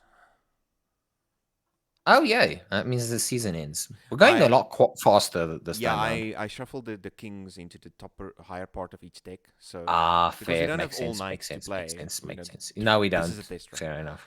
Okay, so summer is fleeting. Discard the top 2 cards of the top of the deck and take 2 actions this week. So basically, from the next deck, which will be clubs, I need to discard 2 cards. Is this clubs? Yeah, that's clubs. 1, 2. We discard the 2 of clubs and the 3 of clubs. So, yay. Okay. 2 cards and then take 2 actions this week. Okay, so I can take 2 actions. Okay, but the first thing we need to do is fermenting cactus goes down to 1 week. Potato cactus hybrid goes down to 4 weeks. The water aquifer project goes down to 2 weeks. And then it is my actions. Okay, the first action, I'm going to start a project.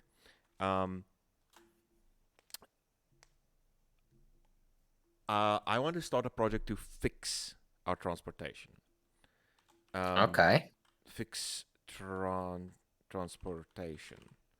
Um, transportation, because while a part of the community is out looking for that aquifer, the other part is like there's a group of us that wants to actually be able to transfer that water around, and a pipeline isn't an option. So we need just a robust way of carrying a lot of weight across a distance. Mm-hmm, Um, mm-hmm, so it might, and it's just useful. We need transportation, so fixed transportation. mm-hmm. Something better than potato carts. Um, so how many weeks? I think this is going to take at least 2 weeks. I think there's enough scrap in the wasteland to put something together. Sure, sure, yeah. Sure. 2 weeks. Cool. Okay. Then my second action is going to be discover something new. Um, I'm going to Indiana Jones and the Lost Quiffer. It always has to be the queef. Sorry, I'm just being weird. I'm going to draw. Maybe this is something that they find as part of looking for the water, the aquifer, or one of our teams exploring. But there's a beached ship, like a wrecked ship, Hmm. off the side here. I just want to quickly. This is a very strange looking ship now.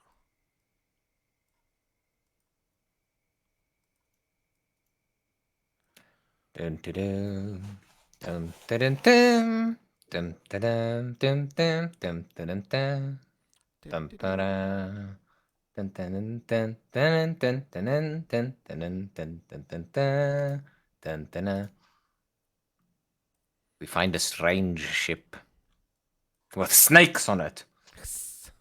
Get these motherfucking snakes off my motherfucking boat. Anyway, yeah, so there's this. So I'm predicting way too much Good information. night, Tigress Dragon. Sleep well. Well, so yeah, we've got this broken ship that's now also like there, beached. Ah, very nice. Cool, cool. So that's been added. That's my turn. Your turn. Okay. Oh, we're going to the What new part do I deck. get? Yes, we're going to the new Yes. deck. Okay. Let's see what you get. Oh fuck, King of Clubs. Shit, that shuffle was Yay. bad. Well, that's kind of excellent though, because we are kind of out of time. Yeah, King of Clubs. Let's see what the King of Clubs gives you. Um, a natural disaster strikes the area. Choose one. You focus on getting. Okay, sorry. Let you read. Yeah. Okay. No. Sure. Sure. Sure. Sure. A natural disaster strikes the area. Choose one. You focus on getting everyone to safety, removing an abundance, and a project fails. You focus on protecting your supplies and hard work at any cost. Several people die as a result. Sure, fine. I will get everyone to safety and remove. I don't want to remove cacti as an. Oh, okay, yeah. Cacti become a scarcity. That doesn't make sense, but we're No. ending. It's fine. The Well, it can make sense. That's kind of the I point of. kind of wish I could combine the two, but it's fine. Uh, th- because I'm happy for the fermenting project to fail, but how many people do we have in our community? Because They say usually between 60 and 70. oh, okay, right. Um, no. I'm going to say you focus on protecting your supplies and hard work at any cost, and several people die as a result. And the natural disaster, I can say what that is as well, right? Yeah, you've got carte blanche here. Yeah. The crack begins to grow wider.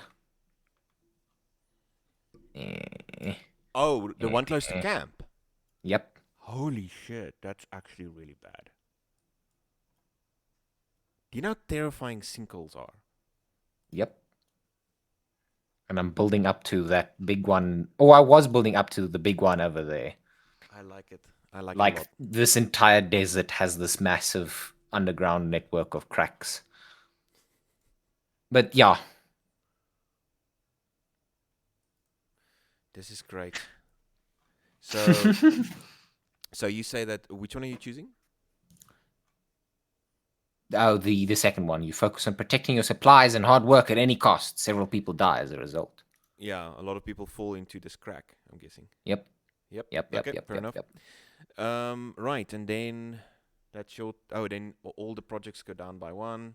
So the fermented cacti finish. Dylan, tell us more about this. Well, the best way to drown your sorrows is with booze. We've created pulque. Cheers.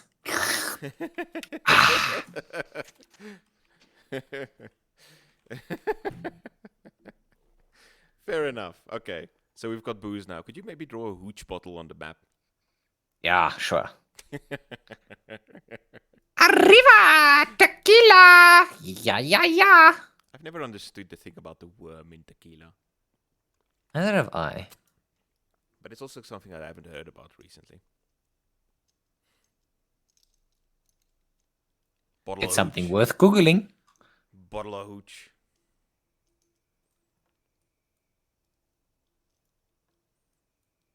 I like this map. I do too. I really do. I can immediately run a game in this if I wanted to. Yep. There's an underground space. We'll do the discussion in a second. Alcoholism solves all problems.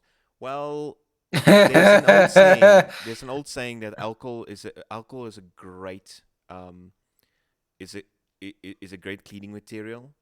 It dissolves stains on your shirt. It dissolves it dissolves bad spills on your floor, and if used liberally, it dissolves your friendships, your relationships, and your family. Ah, like yes, you did the three X's. Yes, Dylan, wonderful. I love your hooch bottle.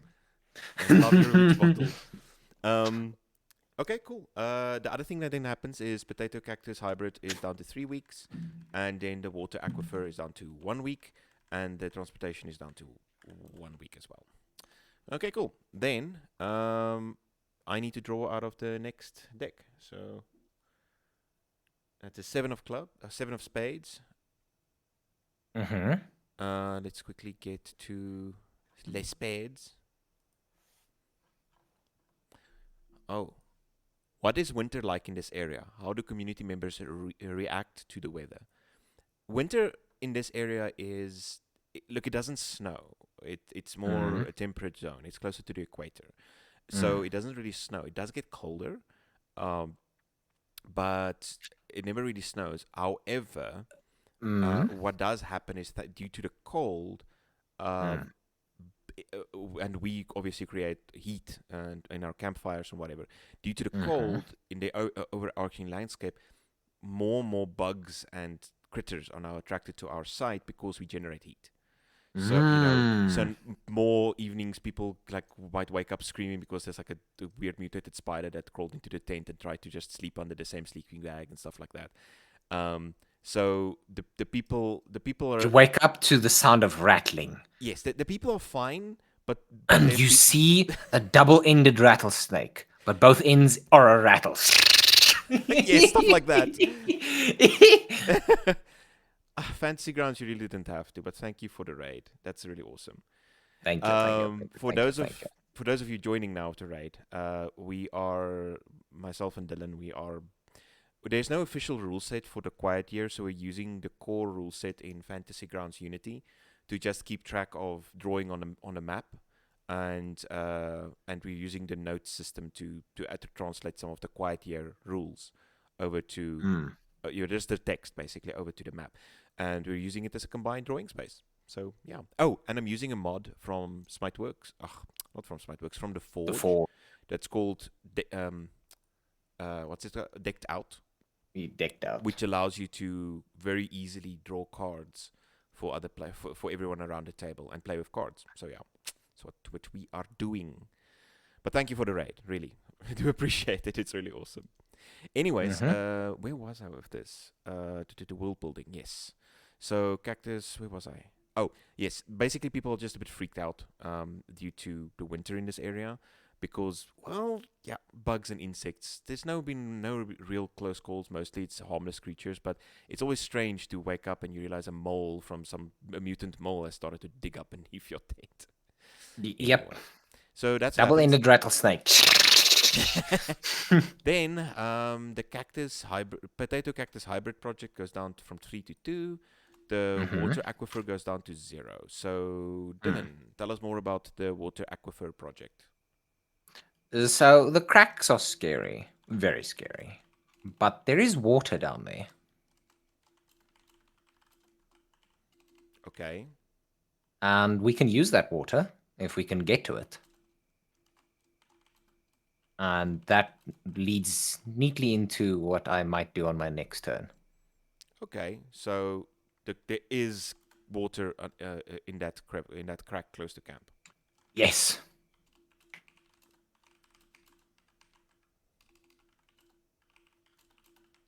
And Drinkable water. yeah, clean water. Mm. Then fixed transportation is on 0. So I'm gonna say that mark on the map, this mark on the map here with the car. I'm Mm. going to I'm going to edit this drawing a little bit. Okay, go for it.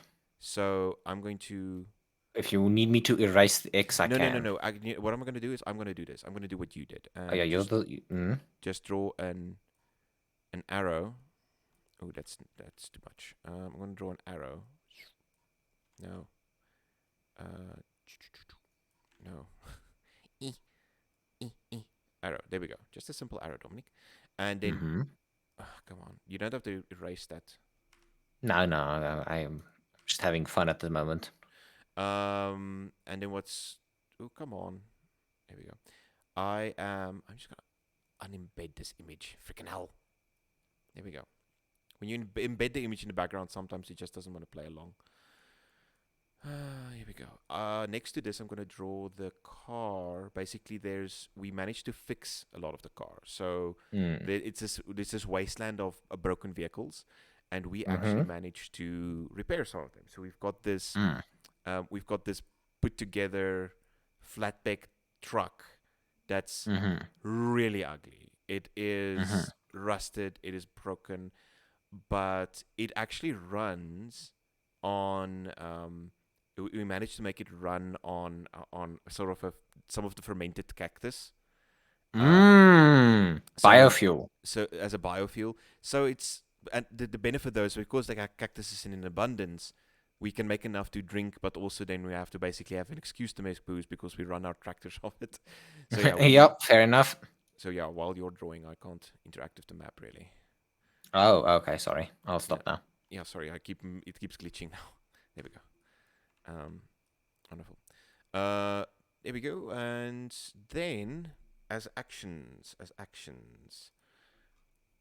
7. That's the winter. That's actions. Discover something new. Or I'm gonna. Where'd my boat gone? My boat is gone. I didn't do that. Oh, good lord. I can't erase things you draw. It's fine. Just gonna draw a quick boat here because it went missing. And it was a nice boat, too. It was a nice boat. Just gonna draw a quick one. There we go. Right. So I'm gonna discover.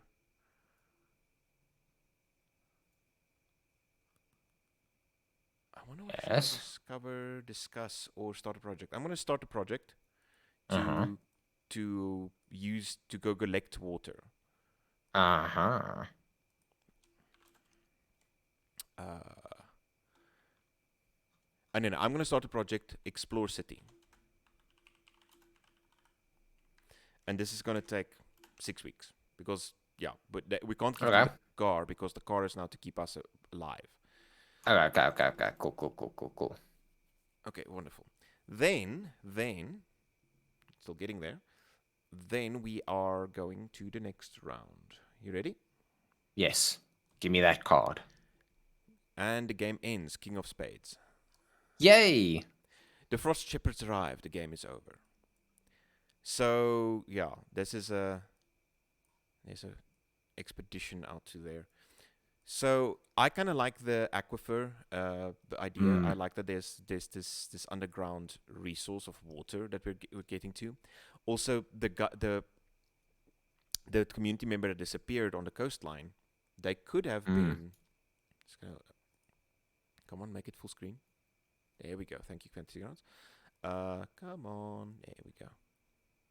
No, lock it. Thank you. Stop drawing.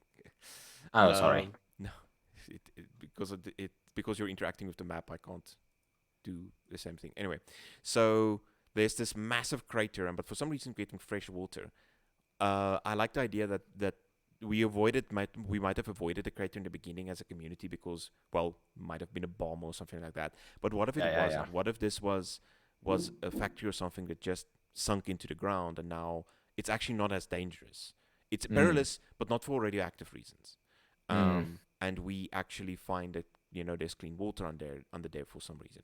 Also, the mm. fermenting of cactus slowly starts.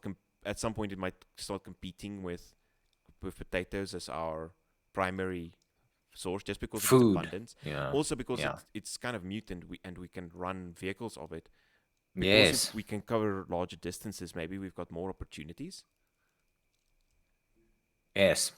Well, I mean, my whole thing of like trying to build up to the big crater is the crater is the frost shepherds at the end of the game. Oh, yeah. It Tell is us. the big threat that eventually like it starts cracking and spreading and this Oh, whole area starts yes. sinking into this massive crack that's spreading. And then what was happening was our one member that went missing on the beach. Maybe they fell into essentially like One of a the cracks. one of the cracks, but because it's soft Mm, sand on the beach, it covered over again, and maybe with tides, it mm, got washed away.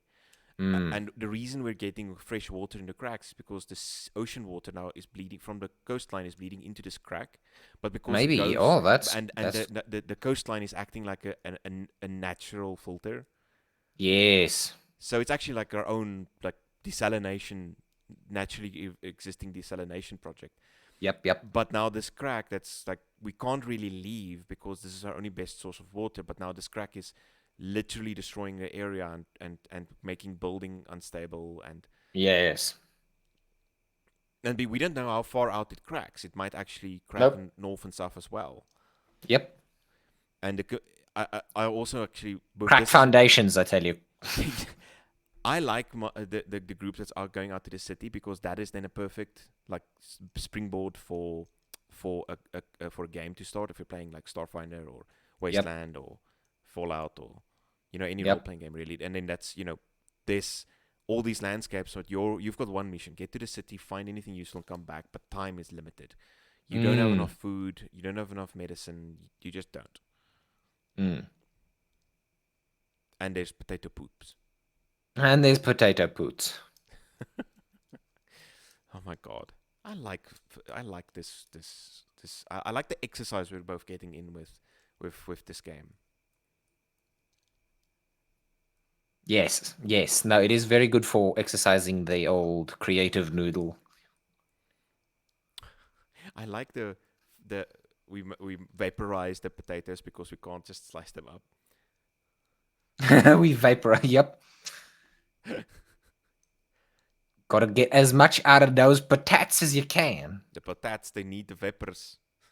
Oh dear Oh lord. Lord, I've got the Got the vapors. vapors. The potato vapors. The potats. How dare the potats be? Oh my good lord. But anyways, Dylan, thank you so much for sitting and building another world with us. Um, this is I really like this, and I'm gonna keep this basically because well, it's fancy ground, so I can just close it and it'll remain in memory. Mm-hmm. So, and none of us took contempt tokens, but it's very clear to me that contempt tokens will come up more often in a larger group. Yes. Like it. Right. With that said, let me just quickly swap over to my hold main two transition. Thank you for everyone that came around. This is our unfortunately where we love you and leave you, and thank you for those checking in. Dylan, anything from your side? No. enjoy gaming, and remember, you never know where the next potato put might come from. I hear a put right now. I think, Dylan, there's a No! put in this room. No! No! Cheers, guys.